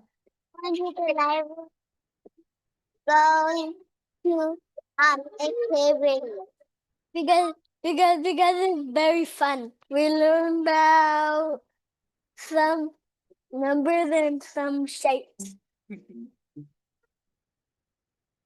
So I'm able to work and also make an income for my family by sending my child to the co-op. I like being involved in my kids' education and getting to see what other kids are doing and watching them grow. The early learning program has really helped my daughter with her social and emotional development.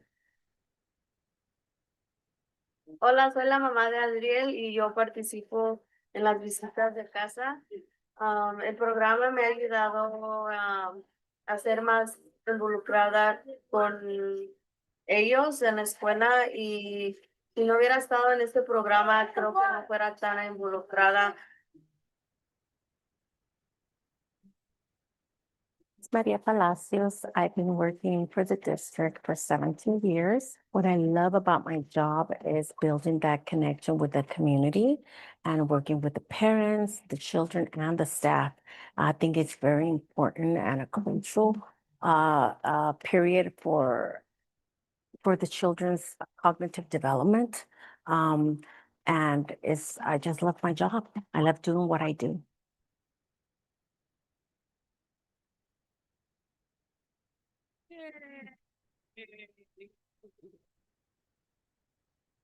Our success in early learning is built on the strength of our staff, the joy of our students, and the partnership of our families and community. Together, we make quality possible.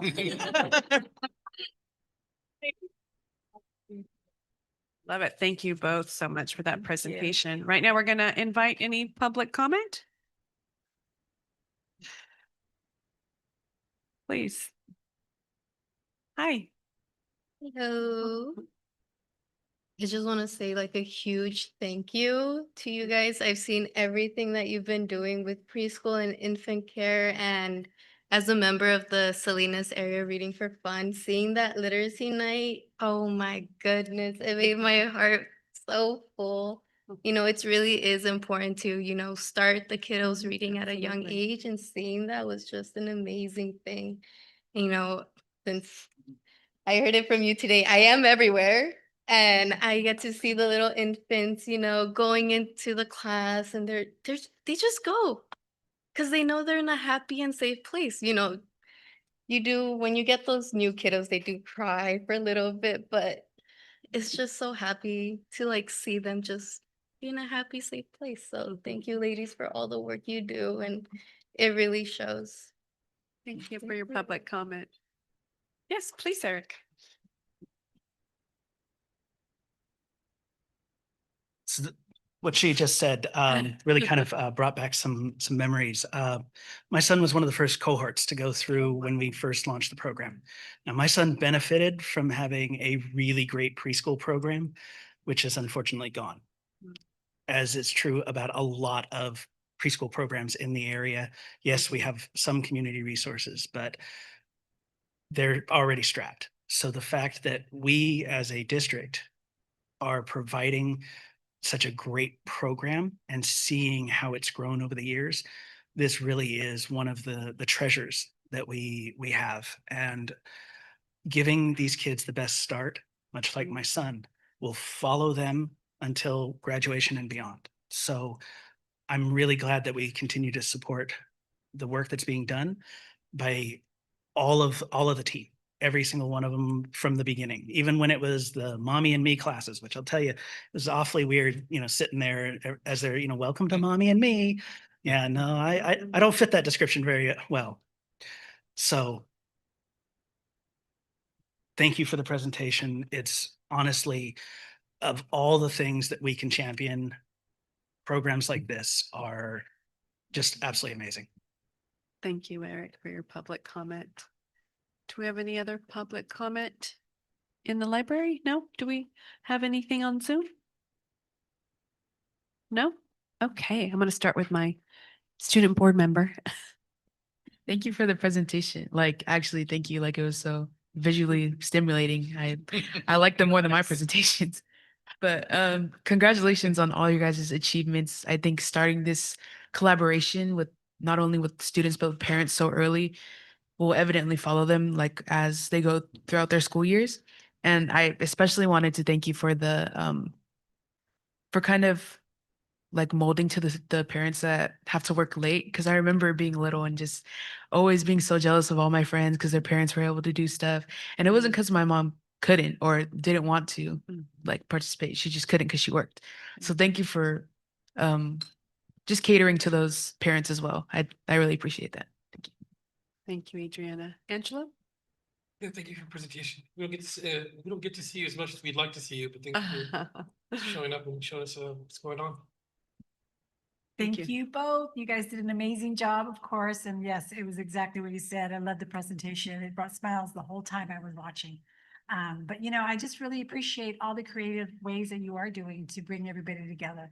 And obviously the numbers, you know, your survey, the participation speaks for itself. So you guys are doing a fantastic job because yes, that's where it starts, is that engagement and those parents, you know, supporting their kids and everything that you guys are doing.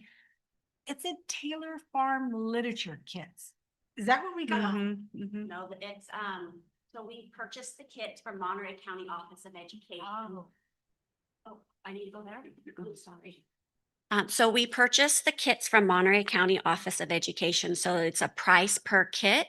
And so Taylor Farms, Bruce Taylor, he bought all the kits for our parent night so that we didn't have to buy them. Oh, wow. Yes. That's awesome. It was it's amazing. That's great. And then he even, I just got an email today from him saying that he was sending me 60 more so that I could do it next year.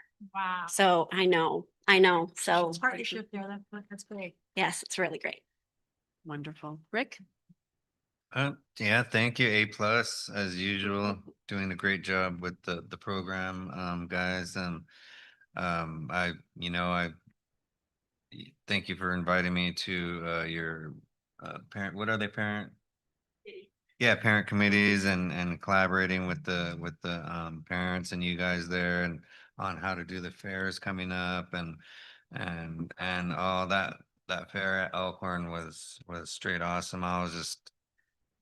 I felt like I was just playing like the kids were, just with the blocks and the race cars and just helping setting up. But yeah, just continue doing great things because that's what you guys are doing, improvements from you just improving and for the better always. Thank you for everything you guys do. Thank you, Rick. I think they've all said it, but we are so very impressed with the program and your execution of the program and your excitement and commitment. I don't know if I should say this, but we were talking about the agenda, and when we came to the presentation, Matt was beaming and said, Christina does such a phenomenal job. So I really think that, how long have you been here at the district now? 25. 25 years. Okay. Thank you. Thank you so much. Really phenomenal program. I loved what you said, what people told you, what you did, and then the result. What I didn't hear from you, is there any area where we can be supporting you that we're not? Is there? This is your time to say it and for us to hear it. Okay, please do. I definitely would love the board to be a part of our committees. And I know that Rick I've personally texted him, but I wanted to make sure everybody knew that we have some coming up. I let Matt know. And we would love if you guys want, I mean, the more the merrier, to come in and be a part of our committees, to be a part of looking at the data and making a goal for next year. Okay. And I'm going to just add on to that as well. It is actually a requirement of these grants that we actually do get a board member, at least one board member on both of these. So I have an email ready to go out to the board.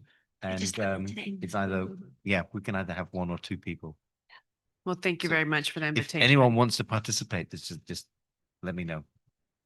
Thank you. Thank you for the presentation and for the invitation. We appreciate it.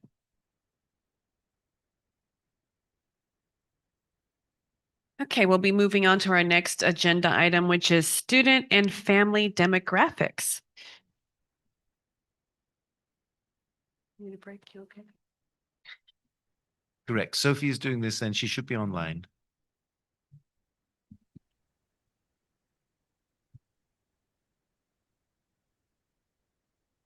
Hey, Brianna. Yeah, we can hear you. Yeah. Okay. So good evening, board and the superintendent and the community at large. My name is Sophie de Groot, and I will be. Brianna, am I okay to proceed? Yeah, Okay, so we'll be talking about the student and family demographics across the school district. And this data is for the 25-26 school year. So the objective today is to review the demographics at the different school sites, understand student and family characteristics at each of the sites, and notice that information does inform our decision making and program planning and resource allocation. So next slide, please. So for the next few slides, we are going to look at the same setup, and I will use Castroville as an example. On the left side, you see the enrollment, the student enrollment across the site, and it's broken down by the ethnicity. When we move to the middle, it's also the enrollment at the school site, but this time it's broken down by this different subgroups.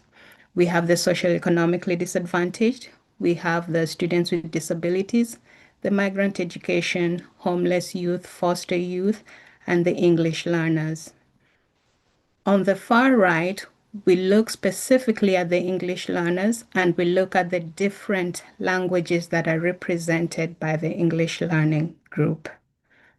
And in this case, as you look at the graphs, you will notice some themes that are common as far as the ethnicity, which is the largest ethnicity at the site.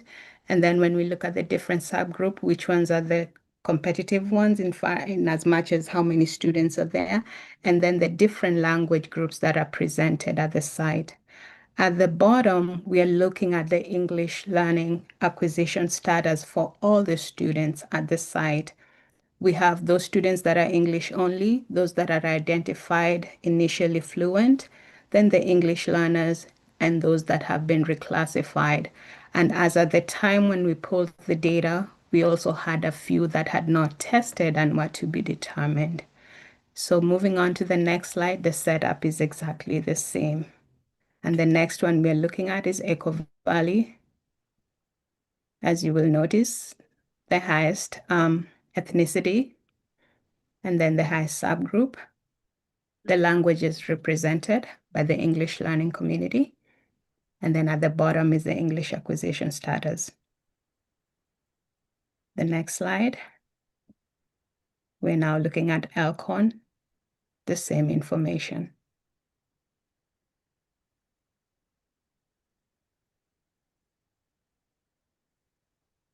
On the next slide. This is Prunedale.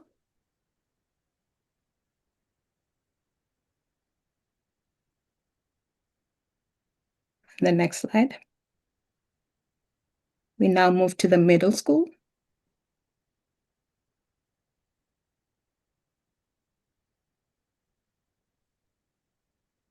And next slide. And that is the high school.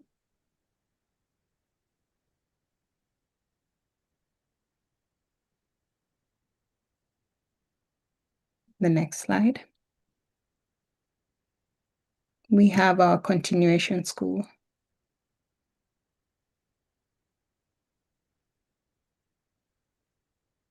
And the final slide. We have our independent study school.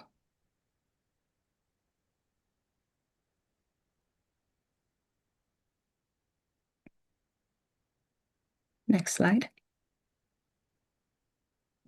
So what are our key takeaways? Next slide. Based on the information that we've just seen, we see the importance of student and family engagement. And here we are talking about the different groups that are represented across the sites and the different parent and family events that will take place at the different sites and how we communicate to those parents be it via text or, the email blast that we send out or the text information that we send out, and how the sites do communicate with the parents. Do they send those in the languages that they can understand? At the same time, we look at the support that's given to the student groups.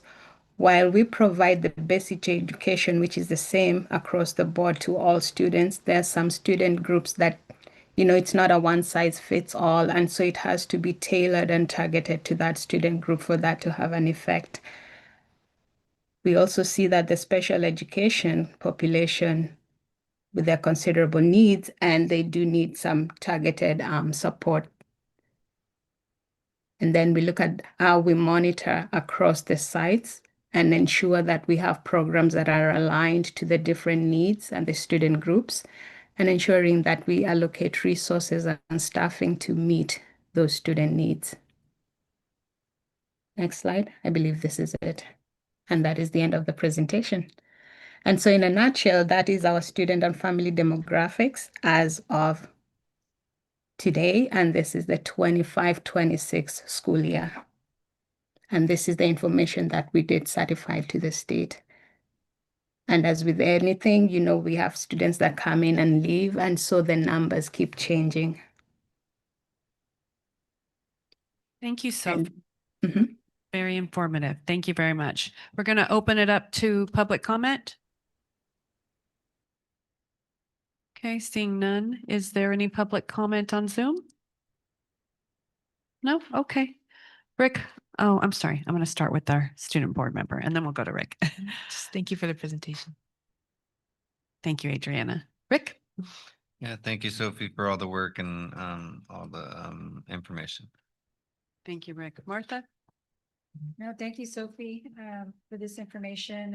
It's definitely what we see, prominently on the demographics. And what was the numbers that for me made me realize the Mesteco family, there's quite a bit in every site. So this is why I was so glad to see that we had the student group and the vision of how they're going to be able to support, because that number keeps growing. I didn't realize how big it was. So that was news for me. Thank you, Martha. Angela?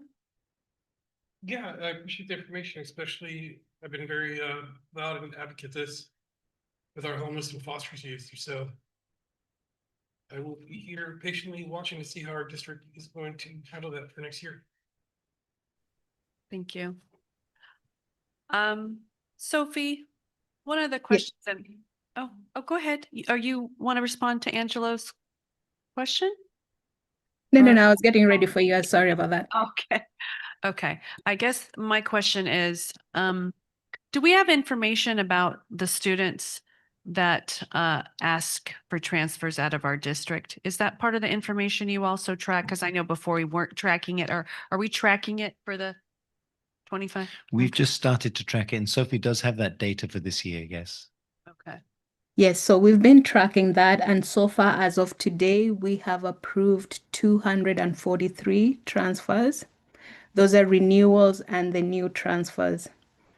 And this is a decrease from last year when we began tracking this. We had, at the end of the year, we had approved 341 transfers out. Oh, that's a significant drop. Okay. And do we do any demographic tracking for students that request transfers?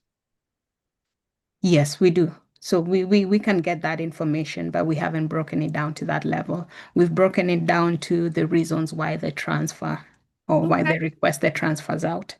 I think that'd be very interesting to see. If you could send that to us in an email as a follow-up, that would be great. Okay. Okay. Well, thank you so much for your presentation. Really do appreciate it.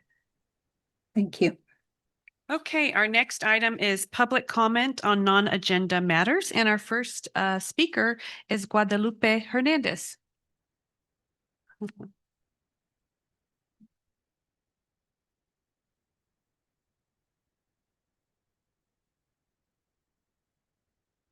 Good evening, board members.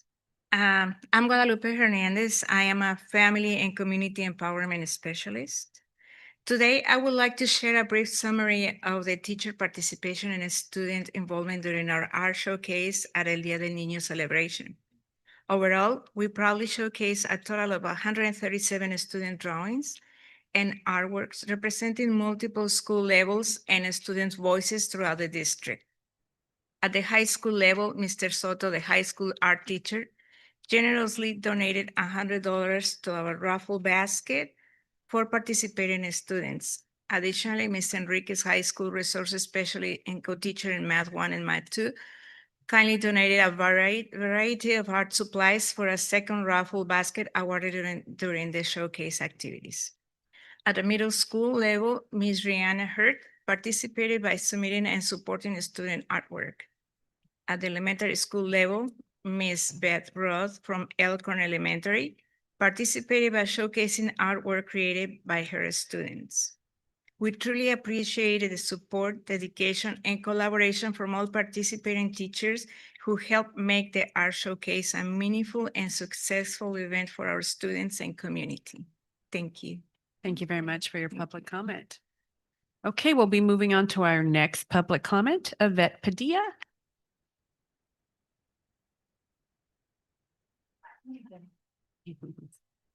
Hi, hello again, Yvette Padilla. So I wanted just to add to Guadalupe, and I just wanted to come publicly thank a few people. So I just want to give a quick overview of Dia del Niño. So just some stats. So it was a special event. So I really, really want to thank our students, our staff, and our families and our community partners who'd helped bring it to life. For me, it was not about the event itself, but the journey getting there, listening sessions, the creation of the planning committee, and collaboration with parents, athletics, community partners, and most importantly, our students. The process helped us build stronger and more authentic relationships with our parents, students, and community partners, creating trust and connection and shared leadership. From this work, you saw Tuntavi was created along the way, amplifying their voices, their culture, pride, and leadership. I'm especially proud of our family and community engagement specialists who worked tirelessly and hands-on to bring this vision to life for our families. So they really go above and beyond. And I know it's really hard to measure our work, but it's coming along in the last 10 months. And there's only 3 of us out in each school. So we're trying.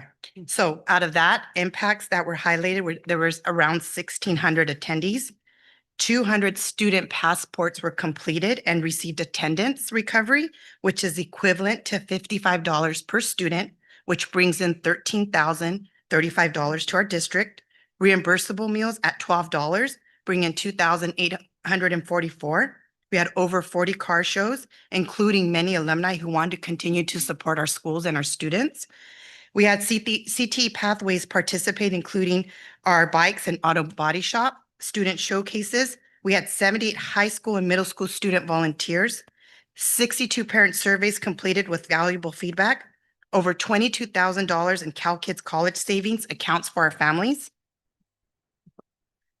We had 16 free sports physicals through Salinas Valley Mobile Clinic. We had 2 internships, paid internships for videography and photography that you saw on our Instagram. That was all student run and student led. We had culture performances, 4 live bands, mariachi, baile, danza de los diablos from Mixteco, Aztec dancers, iHeartRadio. And some of the activities that we had were our athletics clinics came out because parents do engage differently. So we had Manzanita, Outlaw Travel Ball, AYSO, Bulldogs, North County Fuerza, Monterey Bay League, Big Toe Golf, and North County Parks and Rec. We had robotics, my museums, we had horses and goats and art activities, and we had many raffles. We had a sensory room for students. And along the way, we had free food. Everything was free, a free farmer's market. And thanks to our amazing nutrition team. So again, I just want to say thank you to everybody that was there. We had our nurse Rita there. We had a Big 5 training by Dr. Katie Turner. But most of all, I really, really want to thank the community for coming forward. And for us, it was the relationships along the way. And of course, we're bringing back some funding back to our school. And we also had over 16,000 in sponsorship money through the Castroville Coalition. And we used our community school grant, which was all state approved. So thank you so much for your time. Thank you. It's a phenomenal event from what I heard. Okay, and then our next public comment is Sonia.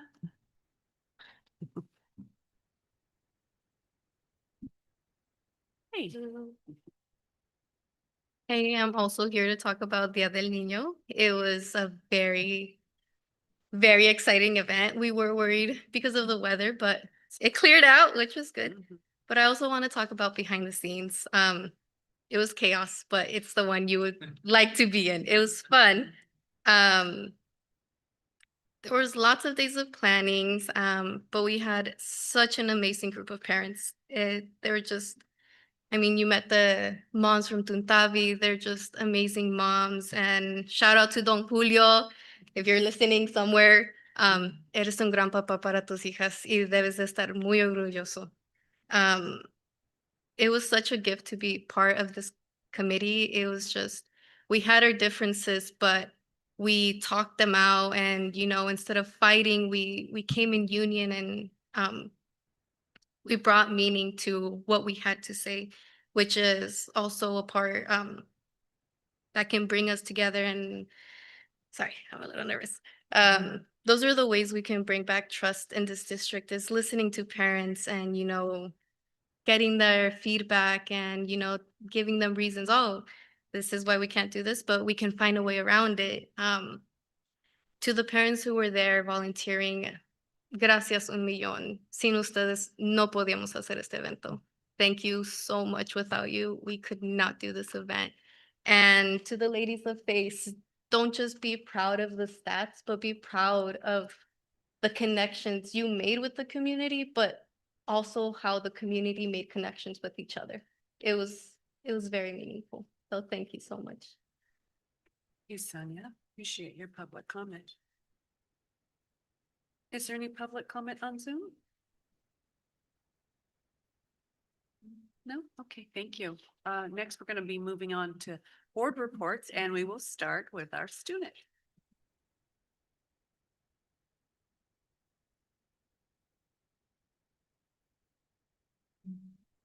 Oh, the date changed. I do apologize. Some of this info is a little late. I did think that the board meeting was last week. So I have I have updates, but just no pictures. So forgive me. So around campus, we've had a busy couple of weeks. We had the 8th grade visit where all the 8th graders came. We had a rally for them, a bunch of games. We got to inform them about sports, who their counselors are, go through A through G's again. And they also were provided a tour around the school with Link Crew, and it was a lot of fun. Next, we had Principal Appreciation Day. If it was May 1st. And so just wanted to give a shout out to Mr. Andres. He's principal and we love him a lot. We also had our student board member voting. We had that open May 6th and 7th. And I believe we had 5 or 6 students running for the position. And I wanted to give a public congratulations to Jasmine Perez, our 2026-2027 student board member. Next we had National Bubble Day on May 6th, where we gave out bubbles to all the students. And an update for this week, we have tomorrow is National Give Someone a Flower Day. So a couple of ASB flowers and give them out to extend the gratitude. And then we also, I'm sure Dr. Turkey is going to touch on this in his superintendent's report, but we had our last student council meeting yesterday. And I did want to point out some of the points that some of the kids made. One second. Okay. A lot of students, like this is kind of like a combination of a lot of things that we were getting, was concern with the bus drivers and that they're being stretched thin, kind of a shortage of substitutes. The nurse from the middle school moving to the high school 6th period and kind of having the middle schoolers without a nurse for one period. A lack of substitutes at the high school and the elementary schools. Behavioral problems and problems with admin at Prunedale Elementary. And then it seemed to be kind of everywhere in the district, like a inconsistency with long-term subs and kind of getting publicity and resources. But I'm really glad that we were able to start the student council and kind of get these addressed. I mean, I know they're not really easy fixes, but it's a start. So I'm glad that we're able to keep continuing that. Next slide, please. Okay, so coming up, we had prom last Saturday, the Gatsby Gala in Seaside. It was a lot of fun. And then for spring sports, we have softball, our new league champions who had a play-in game today and I believe tomorrow for CCS. And they also just won today against Marina 17-1. So I believe they're on to CCS. So congratulations to them. And baseball is also going off a win against Pacific Grove on Tuesday. And then for track and field, I know a couple of kids individually have advanced to the Masters meet, which is meet, and then it goes to CCS where they just keep advancing until they go to state. And I believe we placed second in league, but don't quote me. And then finally we have Beach Week, which is coming up next week, where it's the year where we kind of close it out going into summer. We have activities throughout the week at lunchtime, for example, Soka Senior and Pia staff, where students will buy, for example, like a bucket of water to Soka Senior or a pie to Pia staff. And we collectively decided to put the proceeds toward the family of Edgar Banuelos. And I also wanted to add the drama club's production of Beauty and the Beast is happening right now. I think it just finished. They also have a show tomorrow and then the 21st and 27th of this month. It's free admission, but a $5 donation is strongly encouraged. And we also have the scholarship banquet for our seniors, May 20th, which I believe is next Wednesday, where they'll be recognized for their accomplishments. And we also have grad night for the seniors, the 28th and 29th to Universal Studios of this month. And our last day for seniors is June 2nd and graduation on the 5th. And I also wanted to add, because this is probably my second to last board meeting because of all the fun stuff, I'm gonna miss a couple. But I just wanted to say a really big thank you and express my gratitude to basically everybody, the whole board, Mr. Turkey, Dr. Turkey, sorry, the community, all the district employees for their support and kind of just making this happen, all my ideas come to life. I'm so grateful to have seen this position grow and being able to sit in it and watch it grow. And I don't even know how to put it into words, but just thank you for the support and thank you for trusting me with this position, because I hope I lived up to expectations, but it was really like one of the biggest highlights of my senior year. And I know Jasmine next year is going to do a great job. I have so much faith in her and I can't wait to see her grow and be better than me. Yeah, and I'll see you guys at graduation.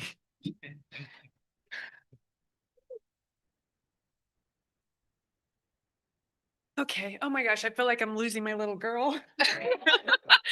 You are an incredible leader, and you've really set the bar high for any future student. So thank you for serving along with us. You're amazing. Oh my, oh, these hormones. Point Oh of my order. God. Point of Okay, order. We'll start with you, Rick. Oh, yeah, I was just gonna ask if I could do that. I'm unfortunately gonna have to leave after, I'm gonna go on holiday tomorrow, like at 3 in the morning and, Yeah, please. so, Yeah, the thank you, I floor is yours. appreciate it so much. We went to the, reclassification ceremony in the gym, as always, awesome to see, the students, progress and achieve, what's it called? Reclassification. Yeah, I was searching for another word, but yeah, achieve their reclassification and get that. Literacy? You thinking by literacy or? I forgot. No, It's all right. sorry. It's all right. Feel like, And Guess that's I since it's been 3 weeks, yeah, Dia de la Nino was absolutely great. I was there like 4 hours and hanging out, mostly at softball and some of the sports and talking to some of the many people I know at the cars, then went down to the fields finally, and it was just so much stuff over there, talking to the Bulldogs and flag football, the girls, teaching some of the younger girls a lot of cool sports. Last night I went to the band banquet and they did a few great songs and had some good food from the parent volunteers that always give back, and do their thing as boosters for the band. As Adriana said, the softball team has won their league championship for the first time in 31 years. What one? The game solidified it. I think it was Monday. Oh yeah, it was Monday. And today, like she said, 17-1 against Marina High, and they play Carmel tomorrow. It says it's here, but we'll see. Oh,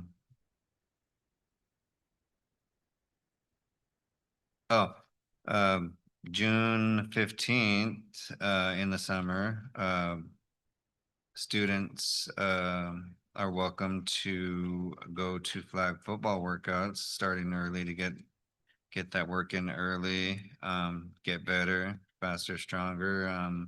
2 p.m. Monday through Friday, 2 p.m. for weights, and 3:30 for the regular practice. I heard it's 8th grade's welcome because they're already graduating from 8th grade, so they're allowed to come participate in summer high school stuff. And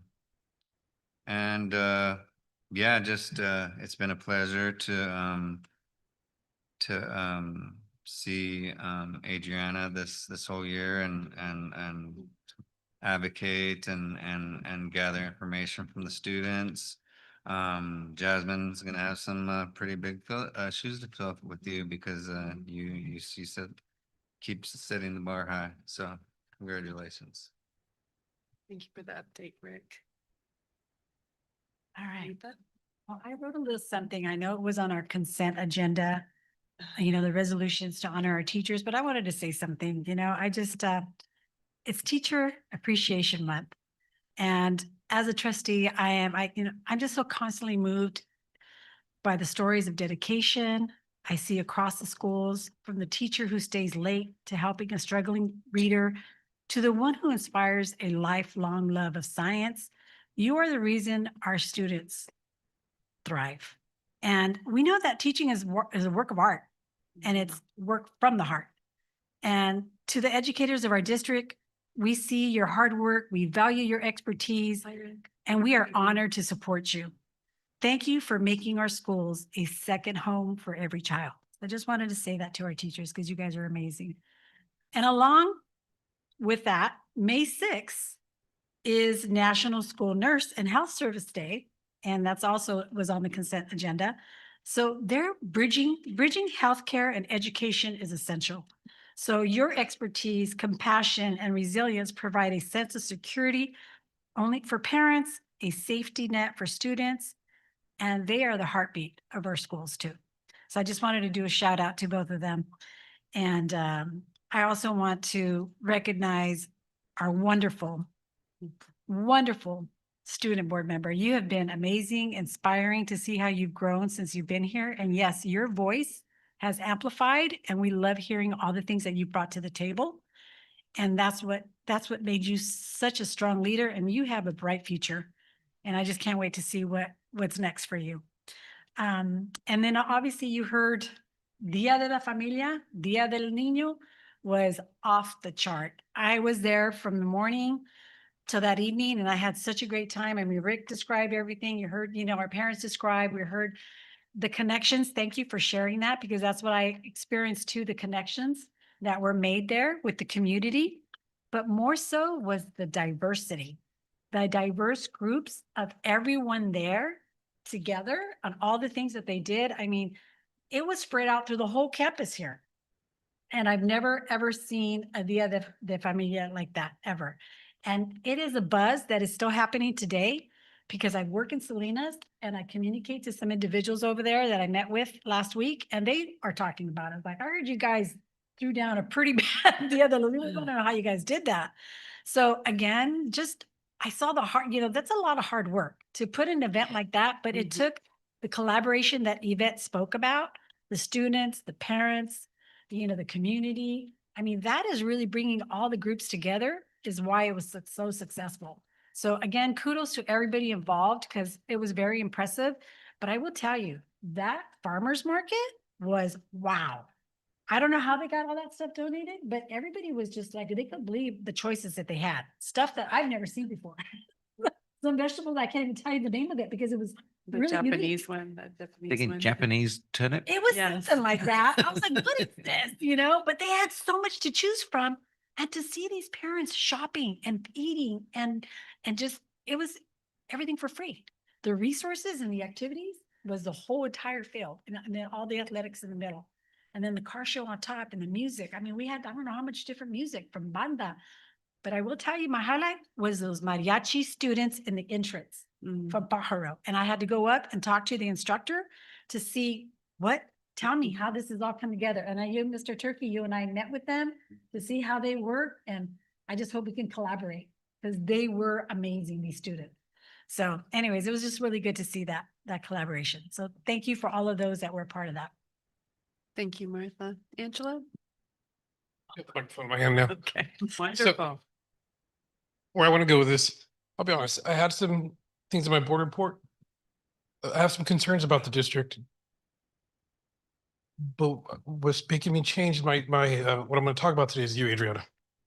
You made me want to be positive. You're softening my heart. It's good. Thank Good. you. Yay. Adriana. I need you to know something. I'm not speaking to you as a trustee, I'm speaking to you as a peer, because I really do see you as a peer on our board. I can give you 2 examples where you've had a major impact on me. There was a meeting where we're voting on an issue and I felt disrespected by the presenter. And we're going back and forth over minutia. You were able to share your voice, get through to me, and remind me that it's not about my feelings or what I'm feeling with who's presenting or how I feel about them talking the way they are to me. It's about you. Your voice really got to me. You brought me back to center. You also did this on another time when you were advocating for your students or students. See, I'm calling them your students. That's how much of a peer I see you. You've done an outstanding job here. I just cannot tell you how impressed I am. You set the bar high. Really beyond proud of you. I will miss you when you graduate. When I stopped being VP, one of the things I was excited was sitting on this side with you to hear more of your voice and more of your opinions. And I hope to share this. Well, I want to share you with my opinions with you. I'm almost 30 years older than you, old enough to be your parent, and you reached me more than once. You showed me a side that I needed to see and soften me, like you did today. I'm just so excited to watch you walk that stage this year. And I really want to say thank you for all the hard work you've done. Okay. Did you want to say something? Are you? Oh, I'm sorry. I didn't know if you were. Okay. You don't have to. I'm sorry. I'm sorry. I'm gonna cry. Okay. We don't want you crying. Leave that to me. All right. Go ahead, Matt. We'll let you do your superintendent. Well, actually, I'm going to go ahead and take advantage of my board report. Adriana did mention that there was the theater performance of Beauty and the Beast, which my son happens to be in. So I'm sorry. I know this is a shameless plug, but I actually do want to recognize Mr. and Mrs. Hearn. They brought back the theater program, and that's so wonderful for kids who need that outlet and that creative freedom. And so I know he and her in there multiple times a week working with students. And from different schools too, not just from the high school. We do have students participating from the middle school and the elementary. So just really want to recognize them for putting together another way that students can express themselves and find an outlet for their creativity. They do a phenomenal job, and they resuscitated the theater program here at North Monterey County. And we can never give our students too many options to find something they're passionate about and to connect with their genuine selves. So I would just like to recognize them. Thank you. And Brenda, today I got to meet Jace. She was a wonderful greeter. We went to the the bond measure walk at Elkhorn. Eric was there. Sonia, did I see you there? No? Okay, I'm imagining things now. But it was a very good visit, very informative, very well put together, a lot of community members and amazing student leaders who showed us around the campus and welcomed us. So it was a very positive event. And yes, that's it for me. Thank you. The floor is yours, Superintendent report. All right, thank you. Um, so like Adriana said before, we did meet with the student council just a couple of days ago. It is the last meeting of the year, but it's been a real pleasure meeting with the students. We've had such strong representation from the elementary schools and really good representation from the middle and high school. We're just wishing for more representation, and I think that we can do it. And the feedback from the students about the student council itself was also very positive. They all want to continue to do it. They've decided that meeting twice a month is the way forward. And we're going to continue to meet like once a month, where it's just a open agenda, where students can bring up anything which they want. And then every other week, then the other meeting in the month would be on a specific agenda item. So for example, getting feedback on the cell phone policy, getting feedback on the LCAP, all of those things that you want student feedback on, it's a vehicle to do that. And we're going to continue by Zoom for the moment. A couple of kids thought about doing it in person. I think it's a little difficult to do it in person and still have representation. So there's a possibility of maybe doing some hybrid things as well. And we're going to get started again in August or September. And actually, Adriana is going to work with Jasmine around how to, first of all, recruit students and how to choose students, especially from the high school. Okay, and how that's going to work, which is going to be really good. And I also want to give a shout out to Adriana because you've done a really fantastic job as a student board member, right? I appreciate meeting with you each time when you ask really thoughtful questions. And when you come to these meetings, yeah, you're really thoughtful and just genuine about the way which you show up, right? You show up in a way which is like, yes, I want to talk about this. This is what I'm thinking about. This is what I'm feeling. And then you let us know, which is exactly what we need you here for. So thank you. Next slide, please. Okay, so school visits and community feedback. So far, we've visited, let's see, we visited the high school, the middle school. We've been to Prunedale. We've been to Elkhorn. We've been to Castroville, exactly. And today we had a really good meeting over at Elkhorn. A lot of people, which is really good.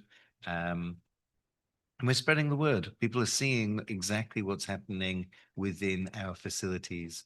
And if you want to come and visit either Central Bay, we'll be doing that next Wednesday, or the last one, Echo Valley, next Thursday.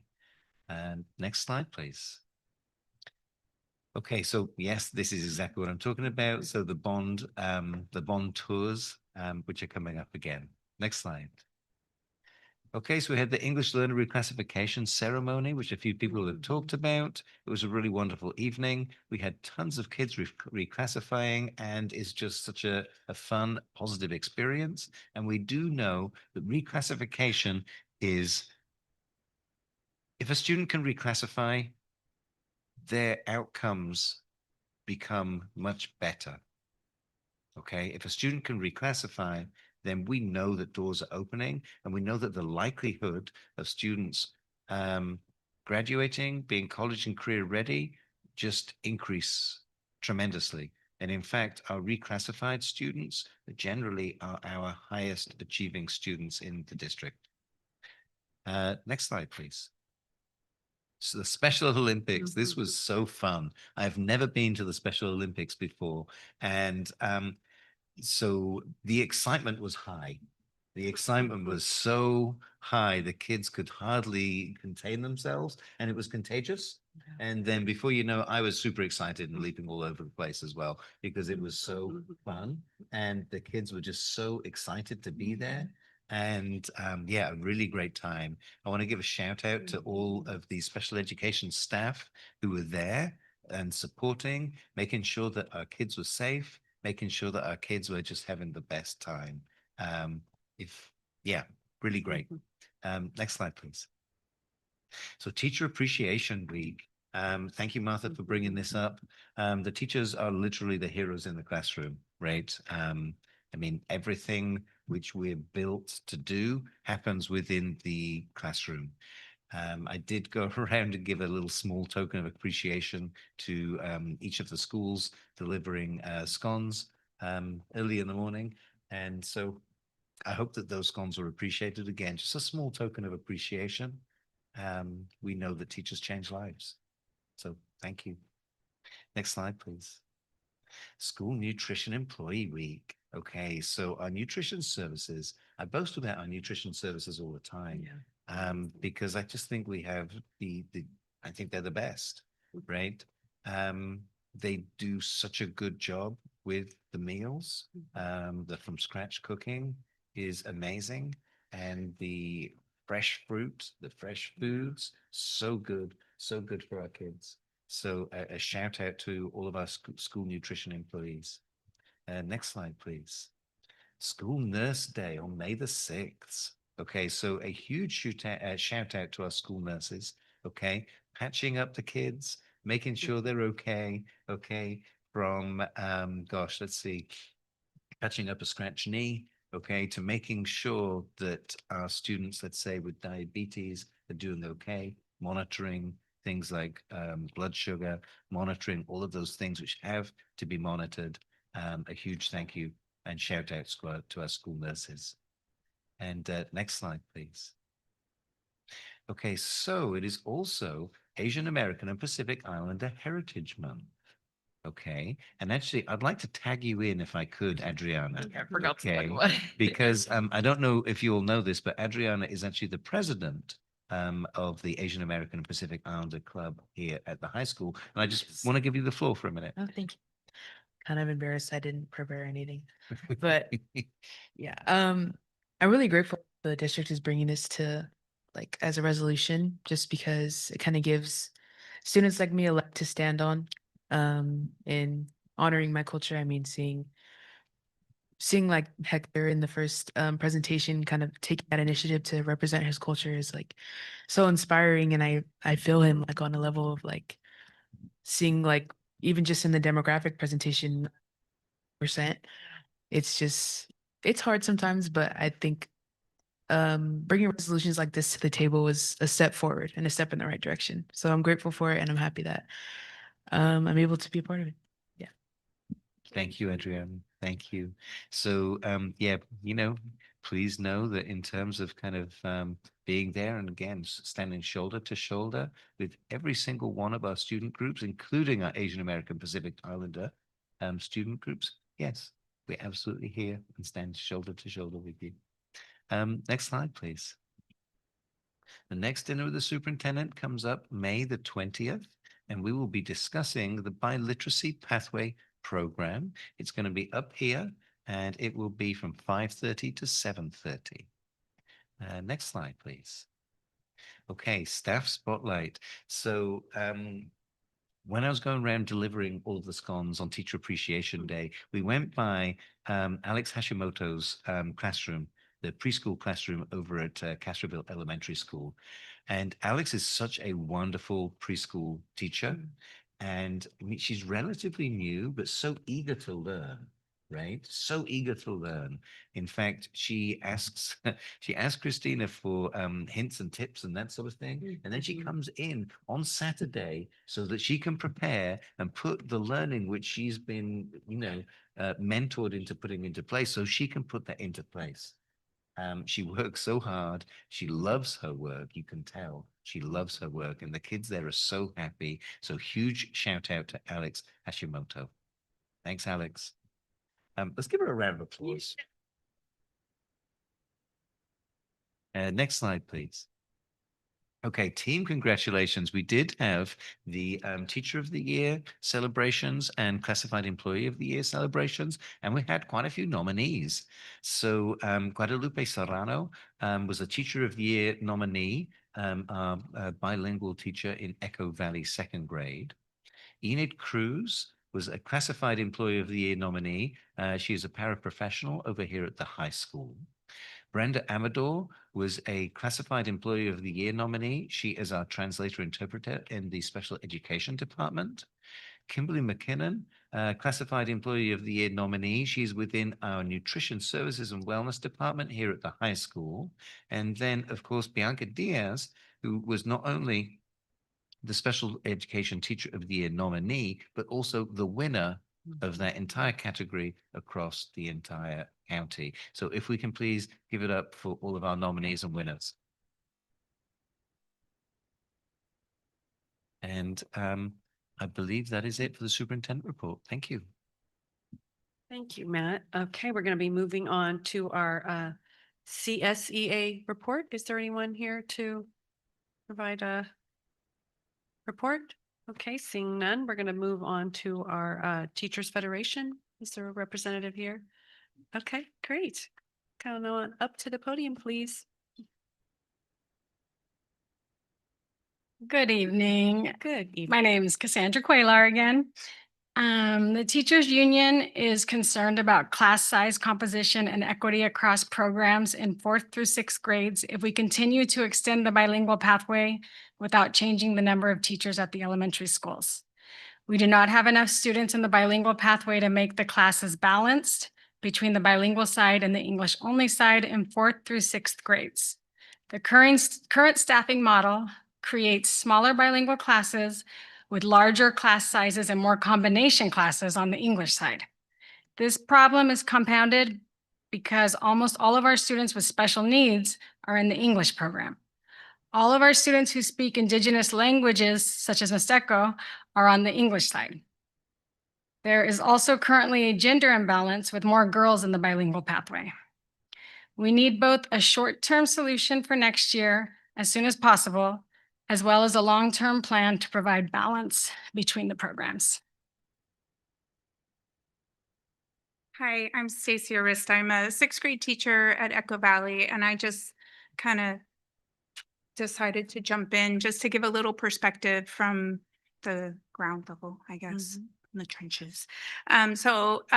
We're experiencing that change with combo classes because of the biliteracy program at Echo Valley. We have a little bit of a unique situation because of our numbers and just we have a teacher retiring at 5th grade, which we thought we were going to replace that teacher. And we were interviewing, but then it was decided that we would take the 5th grade, which were one by literacy and then two English classes, and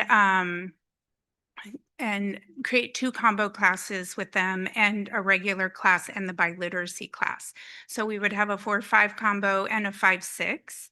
And so that's a big reason why I decided to come tonight, because to have the 5th graders spread across 4 classrooms with 2 combo classrooms and across 3 grade levels. I just don't think that that is in the best interests of the students for that cohort.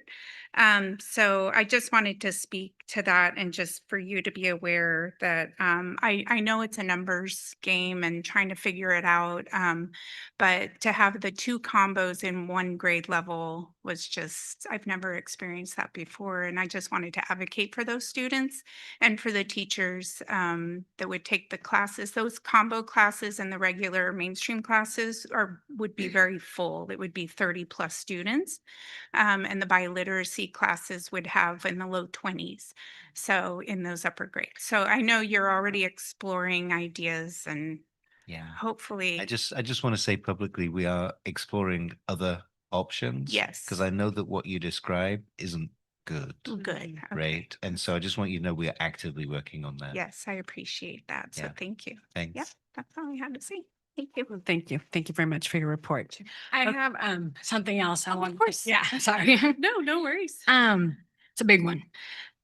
I am here to talk about district retaliation and being scared into silence for many years. As the district tries to move forward with the community, I know it is time for me to finally share what happened to me at the hands of our district's former leadership and to see if the current leadership can make my ongoing situation right. After just a few years under our previous superintendent's leadership, I began to question a lot of what was happening that was driving both veteran and new teachers to leave the district in large numbers and also pushing parents to want to get their children out of our district. As someone whose life was changed for the better because of this district and the teachers who worked here, I could not believe the way things had changed for the worse in a matter of maybe 5 years under Superintendent Carriator. Years before, a lot of vocal people in our community decided enough was enough with our district leadership. I was often questioning and sharing information with the board, the superintendent, and my principal. because I wanted answers, accountability, and safe learning/working conditions. In 2018, my then principal, Sandra Cuevas, who is currently our district's coordinator of multilingual learner programs, verbally reprimanded me for reporting to the county anonymously that there was a classroom that continually leaked water, plus it had black goo coming from the ceiling that dropped onto students, their desks, their classwork, and the carpet. The teacher in that classroom told me how students would get a tissue to wipe the black goo off of their faces after it dripped onto them. As was the common way to shut teachers up back then, during my verbal reprimand, Sandra Cuevas told me that I did not follow the district's proper protocol for maintenance problems, which in 2018 meant submitting a handwritten work order form that more often than not disappeared into oblivion without ever being addressed. Being the kind of person who does not delete any emails, immediately after the reprimand, I found an email from February 2014 that I had sent to my then principal, Sandra Cuevas, my then vice principal, Lorene Harvey, and Elkhorn's admin assistant saying an A-wing portable was leaking. This email was sent before we ever had special Elkhorn work order paper forms. I then found another email that I had sent in January 2016 where I informed Sandra Cuevas about a leaking A-wing classroom roof, which had literal worms falling from the ceiling the previous school year after it rained. And she responded by saying she would have our custodian, Sabino, check in with the teacher in that classroom and also notify MOTS and do a work order. And then in May 2017, another teacher put in a work order for an A-wing classroom, along with photos of the black goo from the leaking roof. And I had her share that email with me since this was an ongoing issue that district leadership did not seem to care about, even though I did. This verbal reprimand was the first time my principal, Sandra Cuevas, talked to me in such a way that made me feel very uncomfortable and like she wanted to silence me when all I was trying to do was help our students have safe learning environments. Sandra Cuevas literally went around asking teachers for information on who reported the leaking classrooms to the county until a teacher told her my name, which felt extremely wrong considering my report was anonymous and she knew about the problem for years. Although I no longer felt comfortable with and supported by my admin after that, I was still not going to be silent about the wrongs in our district. In August of 2020, after the 2020-21 school year had already started, there was a lot of confusion and no clear answers when it came to synchronous distance learning. At the end of the first week of school, teachers and parents still had no idea when synchronous distance learning would happen, and the district was handing out the exact same work packets for students across many different grade levels. Not many students had devices or internet access. After a lengthy phone call from one of my students' parents a few days into the school year, in which she told me for 15 minutes about all of the reasons why she would be filing a formal complaint against the district for the lack of communication and action around distance learning, I realized parents had many of the exact same questions and concerns teachers had. I told that parent I would write up her questions and concerns along with my and other teachers' questions and concerns, and I would send them to the board and superintendent because information from our site admin was very limited and always contained uncertainty when we asked questions. With the input from many teachers and parents across our entire community, I spent that Friday night and all of Saturday drafting a handful of questions both teachers and parents really needed answers to. Here is the email I sent the board and superintendent on August 16th. Dear NMCUSD board and Superintendent Yater, teachers and parents have a lot of unanswered questions regarding the 2020-2021 school year. We look forward to a prompt response from district leadership on the following topics. What is the official start day of synchronous distance learning? Parents were only told the start of school is August 12th in letter form. Teachers have also been told different dates. Will all students in the district be starting synchronous distance learning the same day? Under new state law, districts are required to provide devices and connectivity so that every child can participate in distance learning. When will each grade level be getting full access to technology? This week, there was random talk during teacher meetings that tech will not be arriving anytime soon for first and second grades. We were told until October because they're on back order in China. I'll make this a little shorter. Is a teacher supposed to start synchronous distance learning if all of the teachers' students have not been given technology from the district? Can teachers start synchronous distance learning without written assurance from the district that all students have turned in their distance learning forms? Parents have voiced concern that they are not teachers. What kind of support will there be for parents? How are kids with IEPs being supported through distance learning? There's a lot of concern about meeting requirements in IEPs. After emailing my questions and concerns to the board and superintendent, I shared the questions and concerns with members of my community on Facebook through the Prunedale Community and Neighborhood Watch page. as I live in Prunedale and work in Castroville. And I wanted all my community members to know what unanswered parent and teacher questions and concerns there were with distance learning so that everyone could get the answers once the district answered the questions and concerns. That post is still up on Facebook if you want to see it. At that point, the NMC Voices for Change Facebook page had not been created, or I would have shared it there too. The hope was the superintendent and our board would respond to the entire community, and the entire community could finally know how distance learning would proceed in our district. Before posting on Facebook the exact email I sent to the board and superintendent, using my personal cell phone where I had written up the initial email in my phone's notes, I added this message. I am a second grade teacher at Elkhorn School. I also have many nieces and nephews in the district at different schools. There is so much confusion and no straight answers to a lot of questions both parents and teachers have. I just sent this email to our superintendent, Kari Yater, and all 5 of our board members. At 2:12 p.m. on Sunday, August 16th, Superintendent Kari Yater responded to my email. I read her email and the confidentiality notice at the bottom 3 times before deciding I could post her answer to the Facebook pages, since her email did not contain confidential information and I was the addressee who received the email. She told me, again, I didn't follow proper protocol and that the principal can help me. The confidentiality notice at the bottom said these exact words. Confidentiality notice. This electronic mail transmission may contain privileged and/or confidential information only for the use by the intended recipients. Unless you are the addressee or authorized to receive messages for the addressee, you may not use, copy, disclose, or distribute this message.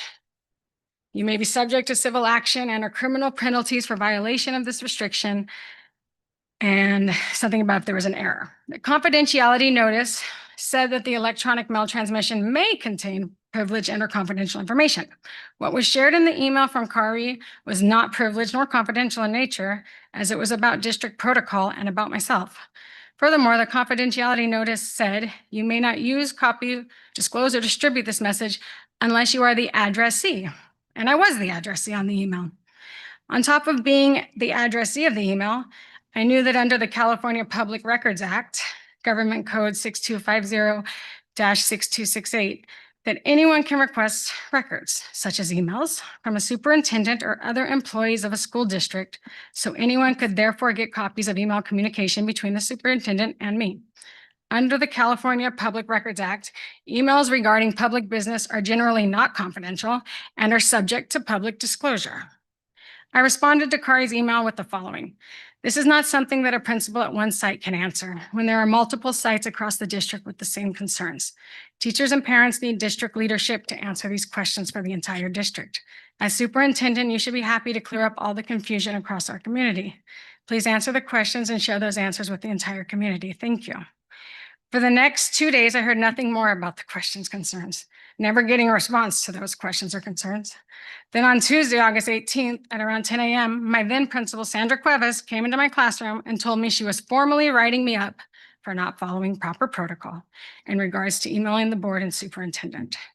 I was extremely confused and completely sick to my stomach at being told I was being written up, as I had emailed the board and superintendent many times in the past and was never told that it is not okay per our board policies.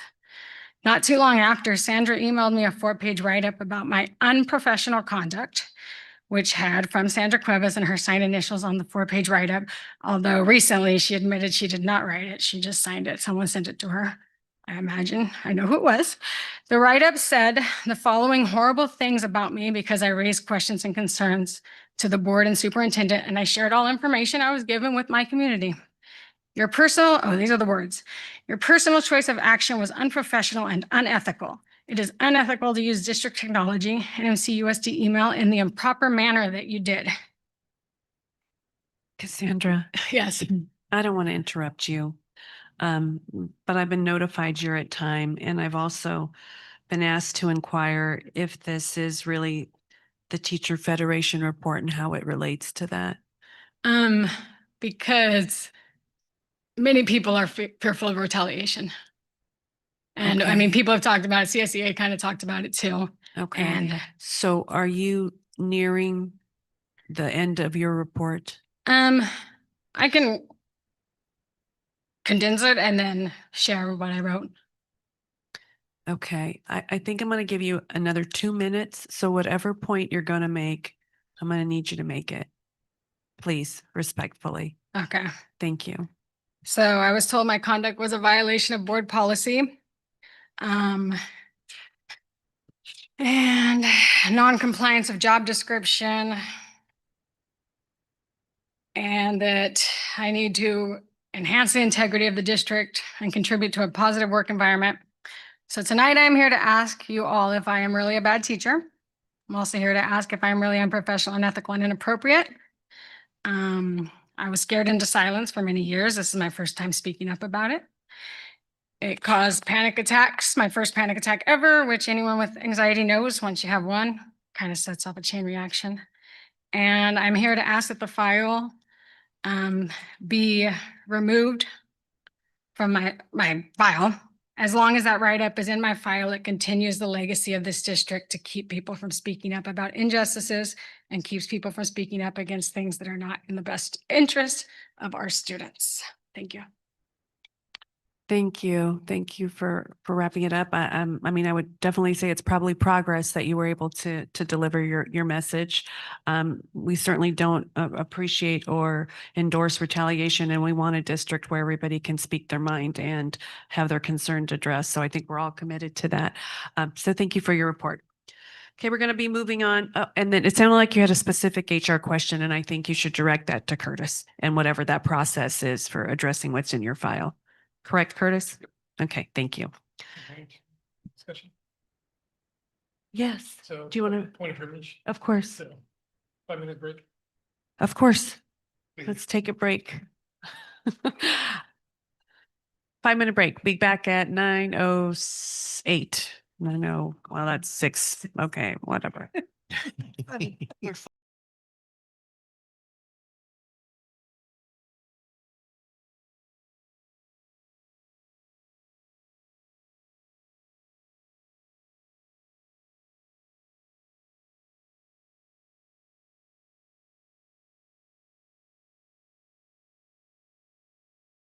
Call the meeting back to order, and we're going to move to our first discussion action item for the middle school ELA instructional materials presentation. There is Miss Kim. Yay! Okay, I will try and keep this as quick as possible for you. we support that. Yes. So, good evening, board members, Superintendent Turkey. I'm Kimberly McCulloch, Director of Teaching and Learning, and tonight I will be sharing our middle school ELA adoption journey and recommendation for material adoption for the next school year.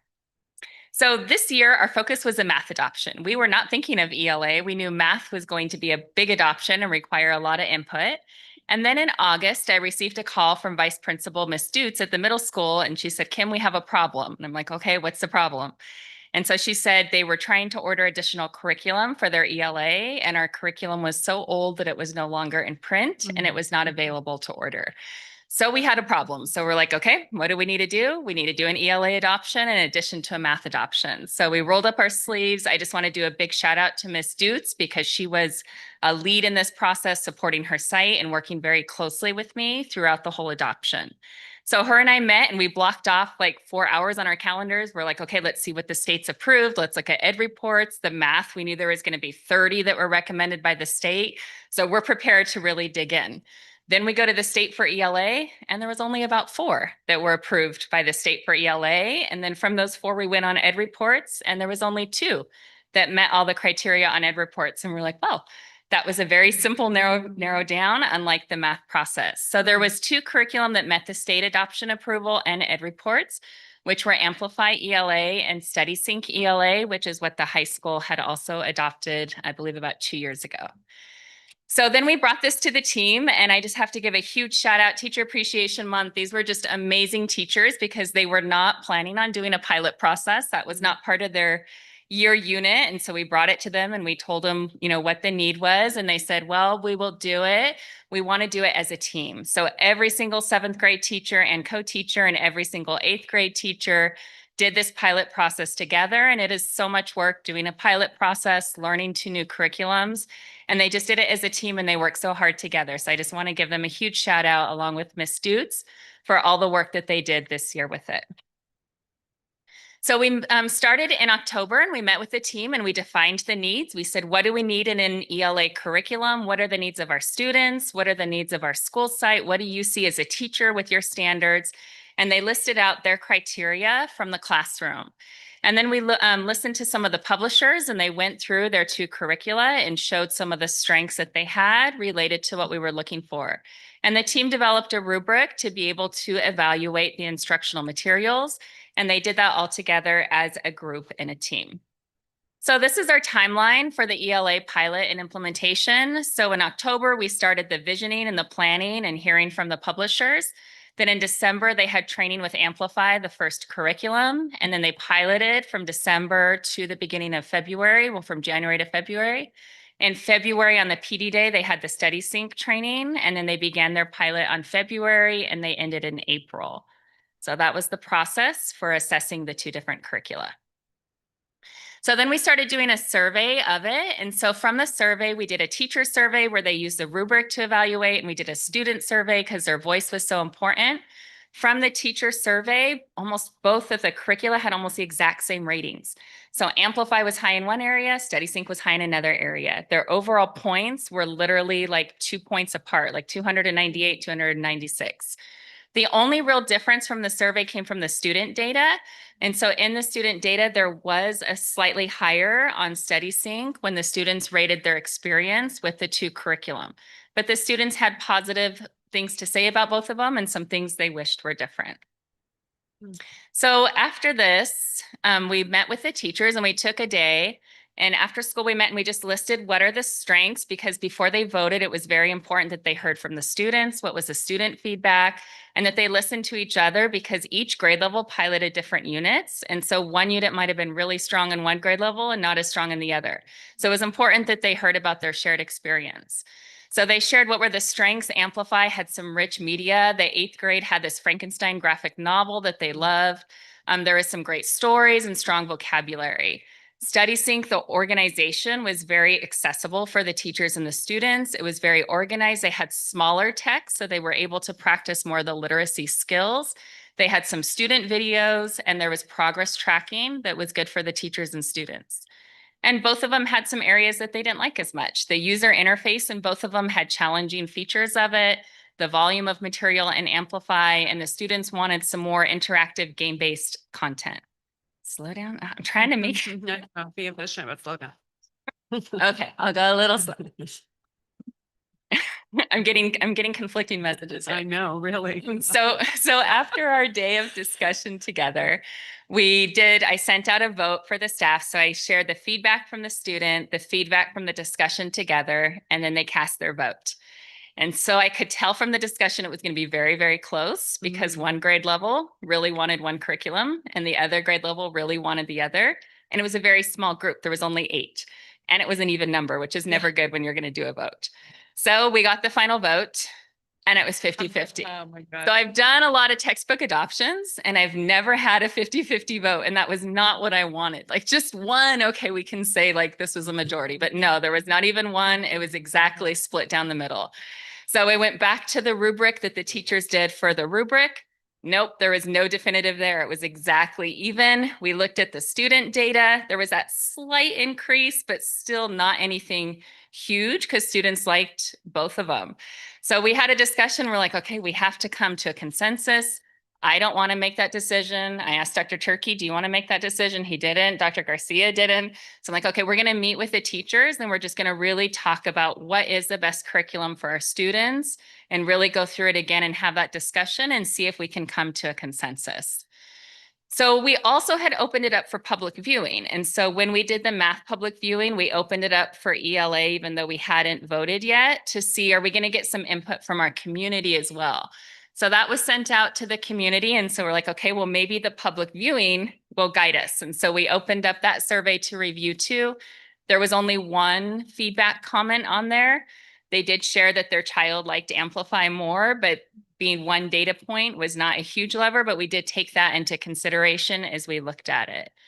So then what we did is we just had like a heart-to-heart talk. So we went all the way around the circle and we talked about which one are you advocating for and really how does it meet the needs of the students? Because some of the frustrations with both programs had been about the platform and how the platform was very difficult.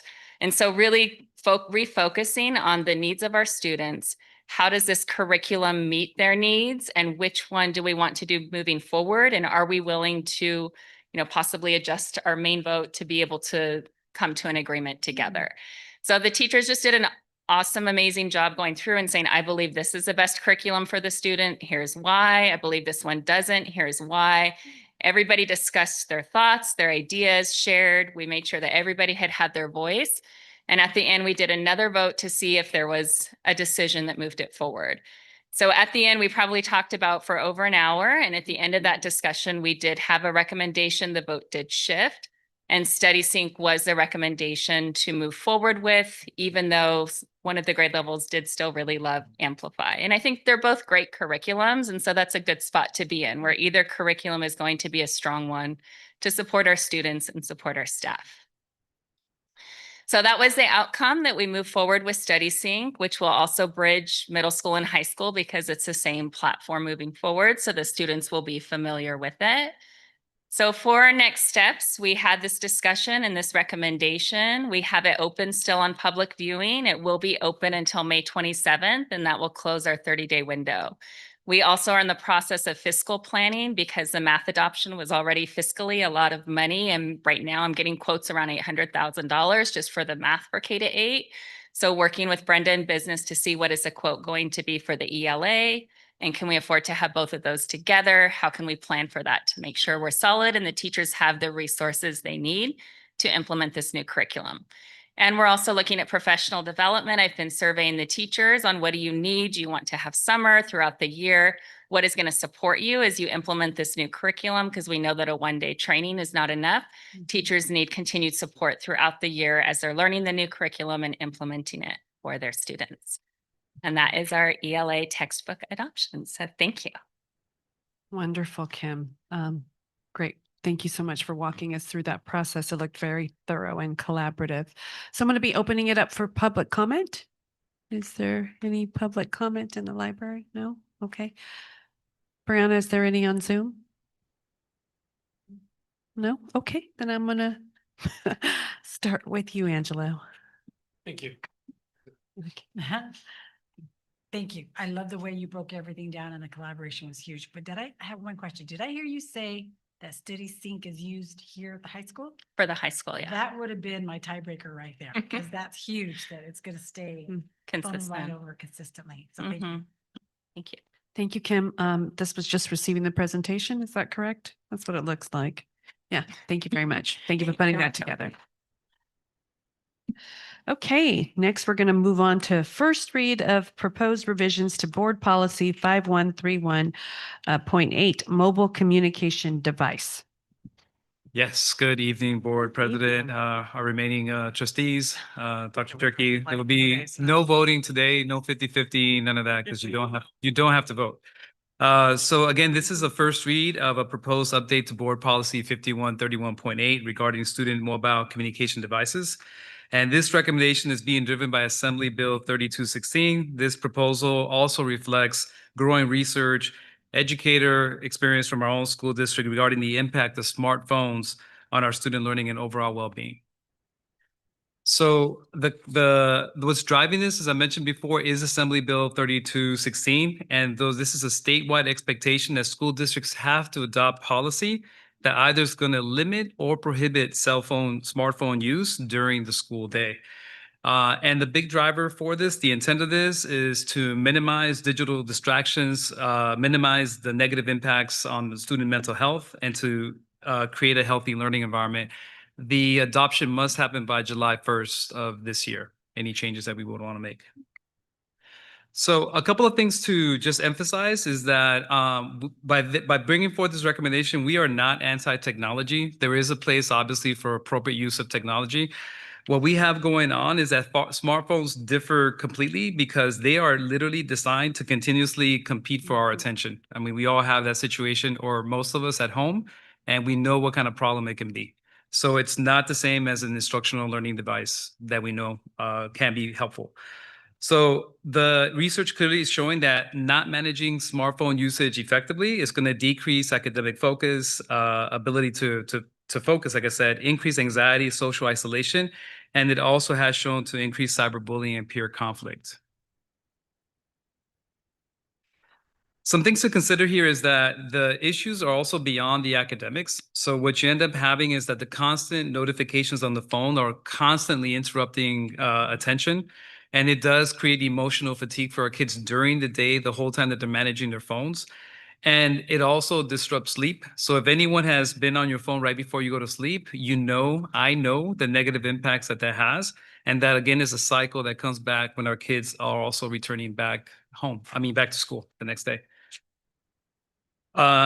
Further research has been really interesting. So there is a lot of research on the academic concerns regarding the impact of rapid switch tasking.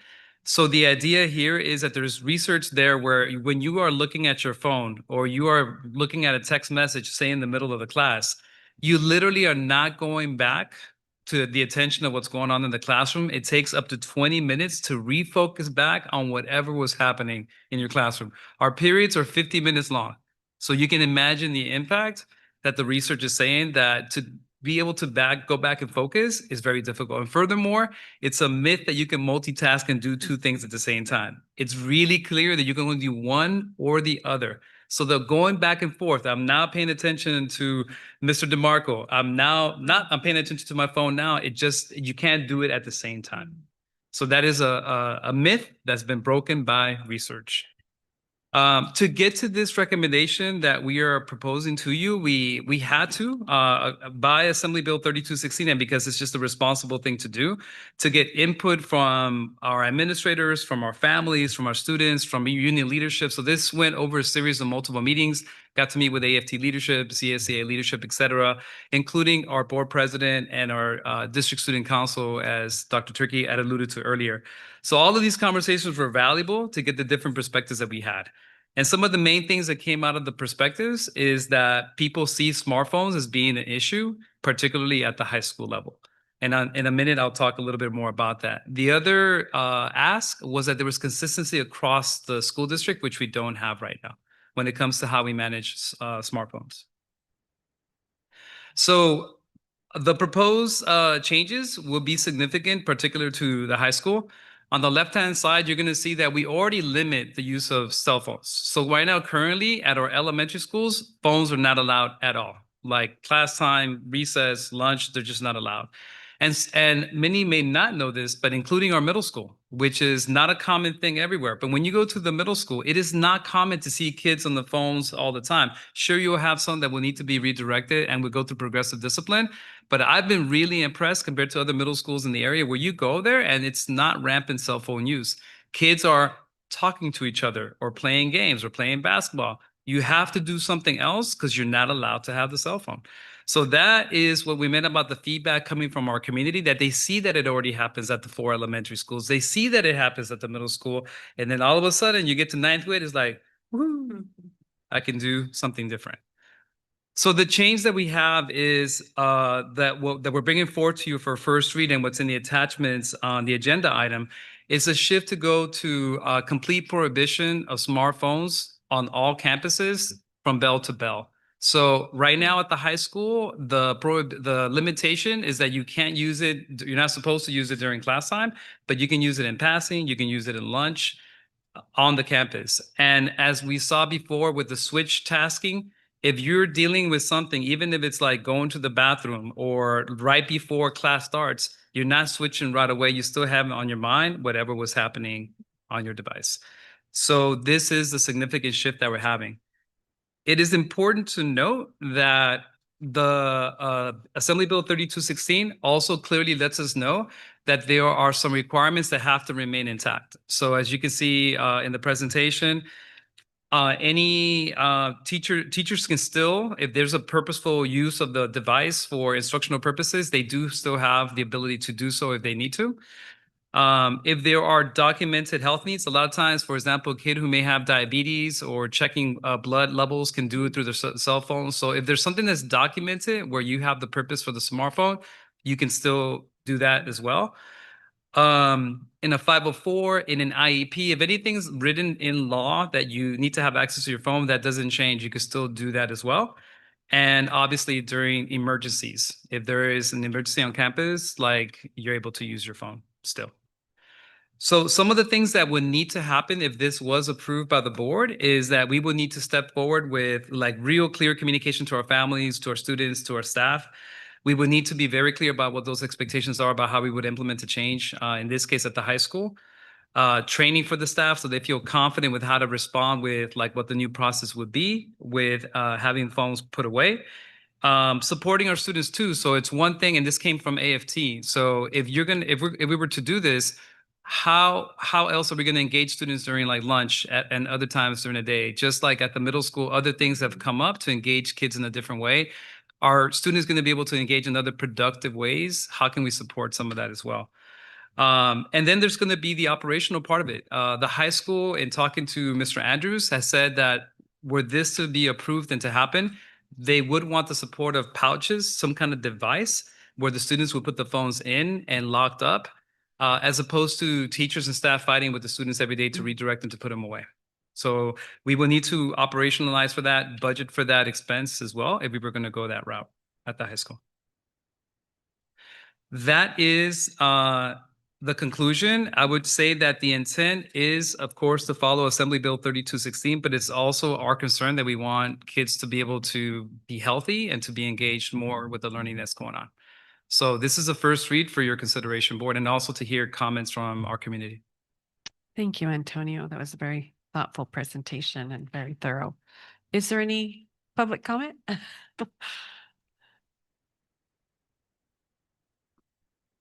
Much as I love you all, I've been here for this particular Okay, we're sorry. this particular board item. First and foremost, for transparency reasons, I've been serving with the policy committee. So the official policy that was included, I had some level of input on that because you give me the amazing opportunity to help influence. Originally, during that policy committee, I was voicing some levels of hesitation on policing of the off-campus use. I was thinking to myself, does the district really need to engage in policing what kids do with their phones when they are no longer on our campuses? They've made it home. Is it really our job? Last Friday, my daughter started receiving harassing and threatening phone calls from another student at her campus. Now, I want to be clear. Danny Rimmer and Megan Dutz are fantastic, responded immediately. It's being handled. We've done an amazing job in trying to curb this behavior. However, that did kind of shift my thinking just a little bit to, yes, maybe we do need to have that discussion. So with that in mind, I would ask the board to please consider directing the powers that be to ask for a review of our current existing policies, if there are any. If there are not, to please come to some kind of agreement on comprehensive policies that clearly define the district's role and policy provisions to give real teeth to curb the bullying on both on and off campuses. Those are the type of discussions that we really should be having so that other kids, it's not just my daughter, but other kids are experiencing these kind of behaviors. And if we don't have anything that gives us the teeth to actually say this behavior needs to stop, and these are the repercussions if you continue this, then we're just kind of faffing about. So I would, again, urge y'all to direct the powers that be that let's have that conversation. Let's measure that out. Let's look at what the existing provisions are and what we can do to strengthen those policies so that our kids aren't being exposed to the harmful toxicity that we all see through social media or through the news or other organizations that are competing for our attention on those nifty little boxes in our pockets. So thank you. Thank you, Eric. Appreciate your public comment. Is there any other public comment? No? Is there any on Zoom? No? Okay. Angelo? Yeah, I got a couple comments. I'm going to speak from my experience at the high school 5 years ago. Because we had a no cell phone policy, but we had admin that did not back up the teachers. So policy, like I said, policy is only as good as it looks at the teeth that you have with it. Just for clarification, if people are listening to everybody, it's not if we're going to pass this. The state says we have to pass it. So there's no if, it's coming. I am a little bit, due to my experience here, I am kind of concerned about the pouches. Nobody else is using pouches. To me, it would seem like if we needed pouches so the teachers didn't have to fight with the students, it feels like the administration is failing to back up our teachers when they do enforce it. If our administration can't step up, then I say, yes, let's get the pouches, but the middle school is doing a great job and they don't have pouches. That's it. Okay, thank you. Thank you. Martha? No, I know this was coming because it's like you said, it's a lot. So we really have to visit this. So I appreciate, everyone taking the time to participate in this committee. And I read the draft and, yeah, there's some freedom there to use it, in the hallways and outside and all that good stuff. And I don't know how you control that, but there's got to be some creative, innovative ways. I don't know. But one of the things that I did recognize at the middle school that I thought was pretty cool was when we walked into that classroom where they had it up on the wall and everybody just stuck their phone in the pouch with their name on it, or just, there's your phone, put it there, please. And then they go to their class. So, they go to their desks. I thought that was, and he said, and it was a math teacher, wasn't it? Was it a math class?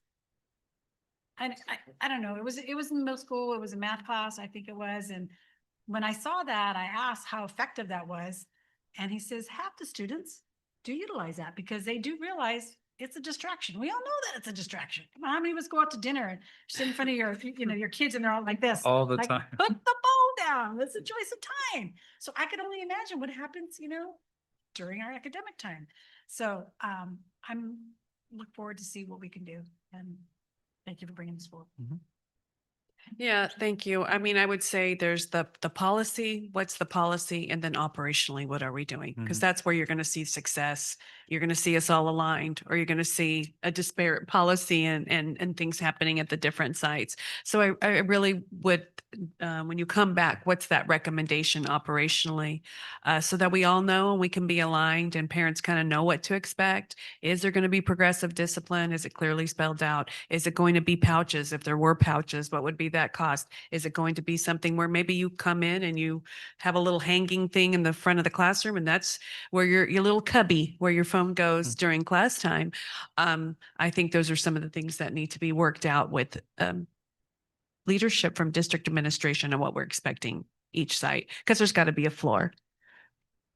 Yeah, those are my comments. Thank you. So first of all, to your point, I want to just give you some clarity there, right? So this would only be around restricting cell phone use while kids are at school. And in terms of teeth to cyberbullying, which happens outside of school, or even kind of sort of even outside of school, the way in which this is defined is actually by law rather than by policy. And that is if folks in administration can prove that there is a significant disruption to school activity, then that is a suspendable. It does need to be proved that there's significant disruption to school. Otherwise, you don't need to prove it. So that's how that goes. I just want to provide some clarity. Also, in having further conversations with Dan Andrews over at the high school, there's actually some reticence actually about the pouches for various reasons. One is when you look at how to get out of the pouches, there's several ways. First of all, just get a large magnet. I heard that already. Right? If you hit them hard on a desk, they open right up, right? And the kids will find these up. Students are smarter than us. They're going to figure something out. Absolutely. And so, to the point which you made, they don't use pouches at the middle school. They make it work. right? And so we think that there is a way of doing that at the high school also by essentially copying what the middle school is doing. Right? Can I add to that to back you up? Please. And that was the issue. We were told when I was teaching here, have the phone, send it to the front. About a week into it, the front desk told us, stop sending the phones up here. And so now it puts me in a position where I'm losing an argument where a student can have a tug of war with a teacher, saying like, fine, send it to the front. They're just gonna give it back to me in a minute. And so basically they went back on their word. And that happened for the 2 years I was here back to back, and even when I started on the board. So that's the teeth that I'm saying, like a pouch is a pouch, but if you don't have backing from your high school administration, there's none of our policies here are going to work. The pouches are not going to work. You need to back up your teachers at the school site. So when I say administration, I'm talking site specific, not district level. No, I understand. And I mean, you're completely right. I mean, it takes all of the teachers being on the same page. It takes the administration being on the same page. It takes us being on the same page, so that it takes us being on the same page, right? So when it comes to backup, We're all so that saying the same thing. everybody's on the same, we're singing the same song sheet. In terms of the actual like implementation piece, that wouldn't actually be in the board policy. It would Of be course. in the administrative regs, Yeah. that type of thing. But you are right. It's the implementation. where it's- And I'll just add, I had that nice little cubby pouch for my phones in my classroom. Bare for 2 years, not one voluntary If it's compliance. mandatory. Yeah. Well, but here's the thing, yes, even if it is mandatory, but then when I send a student to the front, which I did, and they come right back with their phone still in their hand, and they're saying like, hey, the front staff is being overwhelmed. What am I supposed to do? So now I have to find different ways to get voluntary compliance in-house in my classroom.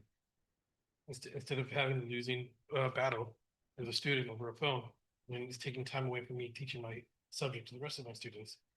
Now, I think with all the recent research, it is worthwhile. You might see the, it's a battle of the. You might be saying. No, no. Reply. Oh. The introverts can't hear.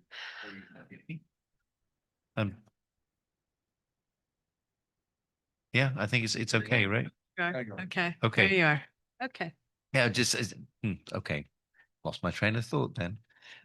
I Then think we'll I just said wrap what it I up. wanted to. Yeah. Yes, okay, done. Good. Thank you, Antonio, we'll for be- the presentation. We'll be back at the next one. Okay, you. wonderful, wonderful.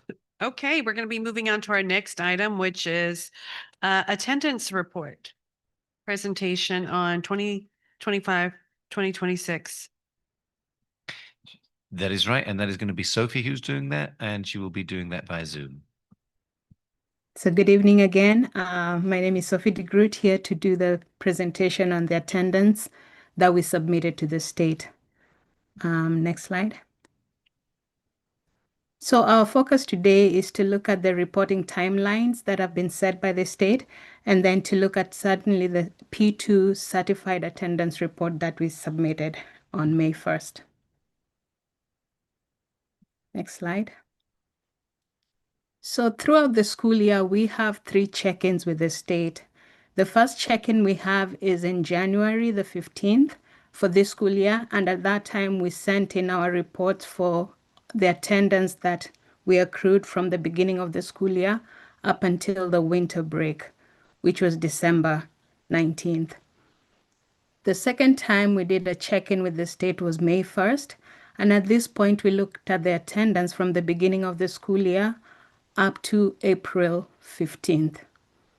The third time we'll do a check-in with the state is at the end of the year, and on July 15th we will do a full year attendance report, submitting our attendance from the beginning of the school year up until the end of the school year, which will be June the 5th. So for today's presentation, I'm just going to give you the numbers that we reported during the P2 on May 1st. So next slide. I have several reports to break down for you, and the first one is what we certified to the state exactly as it looks.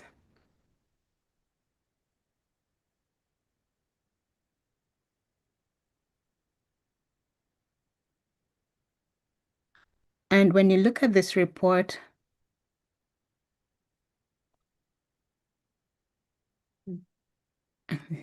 Yeah, sure. okay. Looks great. Thank you. So at the top, we are looking at our average daily membership, which is the average daily enrollment. And we'll look at it from the left side going to the right, and we'll look at it at the top going to the bottom. So at the top, we're looking at the 25-26, which is the current year. At P1 in December, we reported 4184 ADA. And at P2, we are reporting 4144.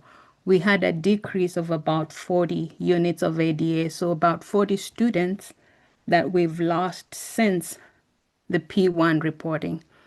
Then when you look at the bottom, we compare at P1 and at P1 the previous year. How did that look? As you can see, for 25-26, we've lost students, and at P2, the same period of time, we had lost about 138.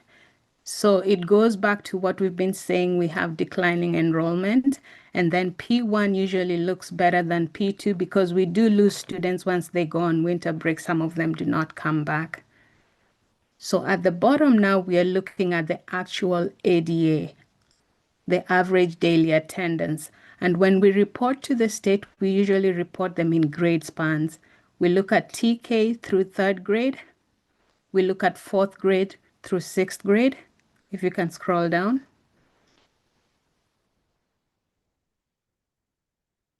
We look at seventh and eighth grade, and we look at 9th through 12th grade. For each of these grade spans, looking at the regular school day first, we will report the units of ADA in each instructional setting. We will look at the regular education class, special day class. We will look at long-term independent study and home and hospital. When it comes to short-term independent study and Saturday school, those are reported under regular education. And so as you can see, between P1 and P2, we have some grade spans and we have some instructional settings where we increased in ADA, but for the overall, we lost some ADA. And so when you look at the very bottom, these are the numbers of units of ADA that we reported. So between P1 and P2, we had lost 10 units of ADA. And when you look at the previous year, during P2, we had gone down by about 68 at P2, and at P1, we had gone down about 69. And then I forgot something. When you look at part 5 at the top, we also have special ed attendance. And here we report the special ed attendance during the summer school that happened the previous year. We also look at our non-public schools that are within our area that serve some students with special needs, but we do report their ADA on their behalf. And so that's what you see on the NPS regular school and extended year during the summer. And that's the overall for the report that we submitted to the state. The next one, I'm going to now break it down per site so that you see how the sites contributed to the ADA that we reported. We have a district target of 95%. We are always looking at 95% of our students attending every single day.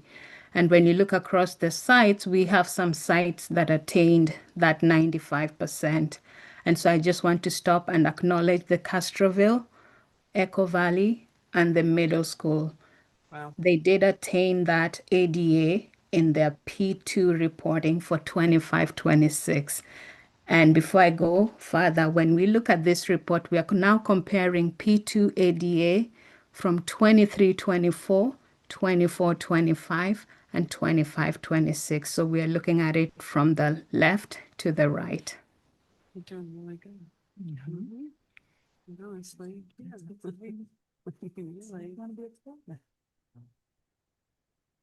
All right, so now that's the summary as far as the sites.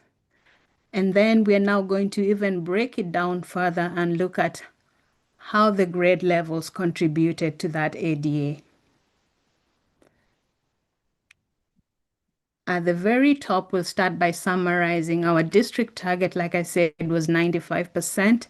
This time round at P2, the district reported about 94.1%. So we were 0.9% below our target, which is 95. So we've been improved across the years. And then when you go down now, you look at each school and how it was broken down per grade level.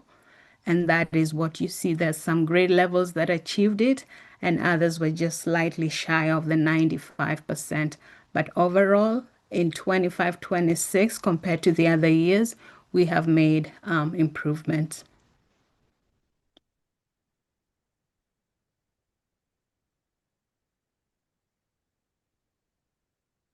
And that's the numbers. And that sums up the P2 report. Thank you, Sophie. That was very thorough and well explained. So thank you very much for that. Is there any public comment? Seeing none, we will move to Zoom. Is there any public comment on Zoom? Okay, I'm going to be closing public comment, and I will start with you, Martha. Oh, no, thank you, Sophie, for the information. It's good to see that our numbers are looking, close to 95%. Thank you. Yes. Angelo? Yes, for attendance for a few schools, I'd love to hear what they did to get that number. Yeah. We do need to recognize them. Like you said, it is quite an accomplishment for them. I mean, even the schools that didn't meet the 95%, you see improvement at every single site. So we. Do you mind if I add to that? It's Oh, no, please go right ahead. It's still on. I agree. Not only recognize it, but it's kind of like Castroville with math, fact, fluency, how they had great results. Emulate. And why are we not using that type of mentality to help out the other schools? So I would like to see with the ones who made it to 95%, what did you do? How did you get your numbers up? How can we push that, district wide? Yeah, I think for the elementaries, that would definitely work. At the high school and the middle school, you're probably dealing with a little bit of a different demographic, but still, what does work? But not all elementaries went up. I would like to just see, what did you do? Yeah, great point. Okay, Sophie, thank you so very much. You're welcome. Thanks. Good night. Good night. Yes, you can go to bed now, huh? Okay, we still have one more agenda item. Oh, we do? That's the item that was moved from consent. And item 17, adopt resolution number 2025-2640, terminating services of classified employees. Who asked for that? Trustee Diaz. Yes. Okay, so please. Just Good pay evening. real quick. Let's Oh, do it. absolutely. So this is the final step in the process for Okay. procedural compliance. Staff recommends adoption of, resolution 2025-2640, and this is the final step in compliance for this item. We have met all other procedural requirements for this, so this will be the last step. Can you open up the? Sure. Can we open up the individuals that will be impacted? Is that what it said? Absolutely. And this is it. This is the one where the names of the actual, so this is the original two lists together, and they state whether they're vacant, and these are actually the employees that have been affected by these resolutions and letters. Okay, thank you. I'm gonna open up public comment. Okay, seeing none in the library. Is there any on Zoom? Okay, I'm going to be closing public comment, and I forgot to do the questions or clarifying first with the board. Okay, do you have any comments or clarifying questions, Angelo?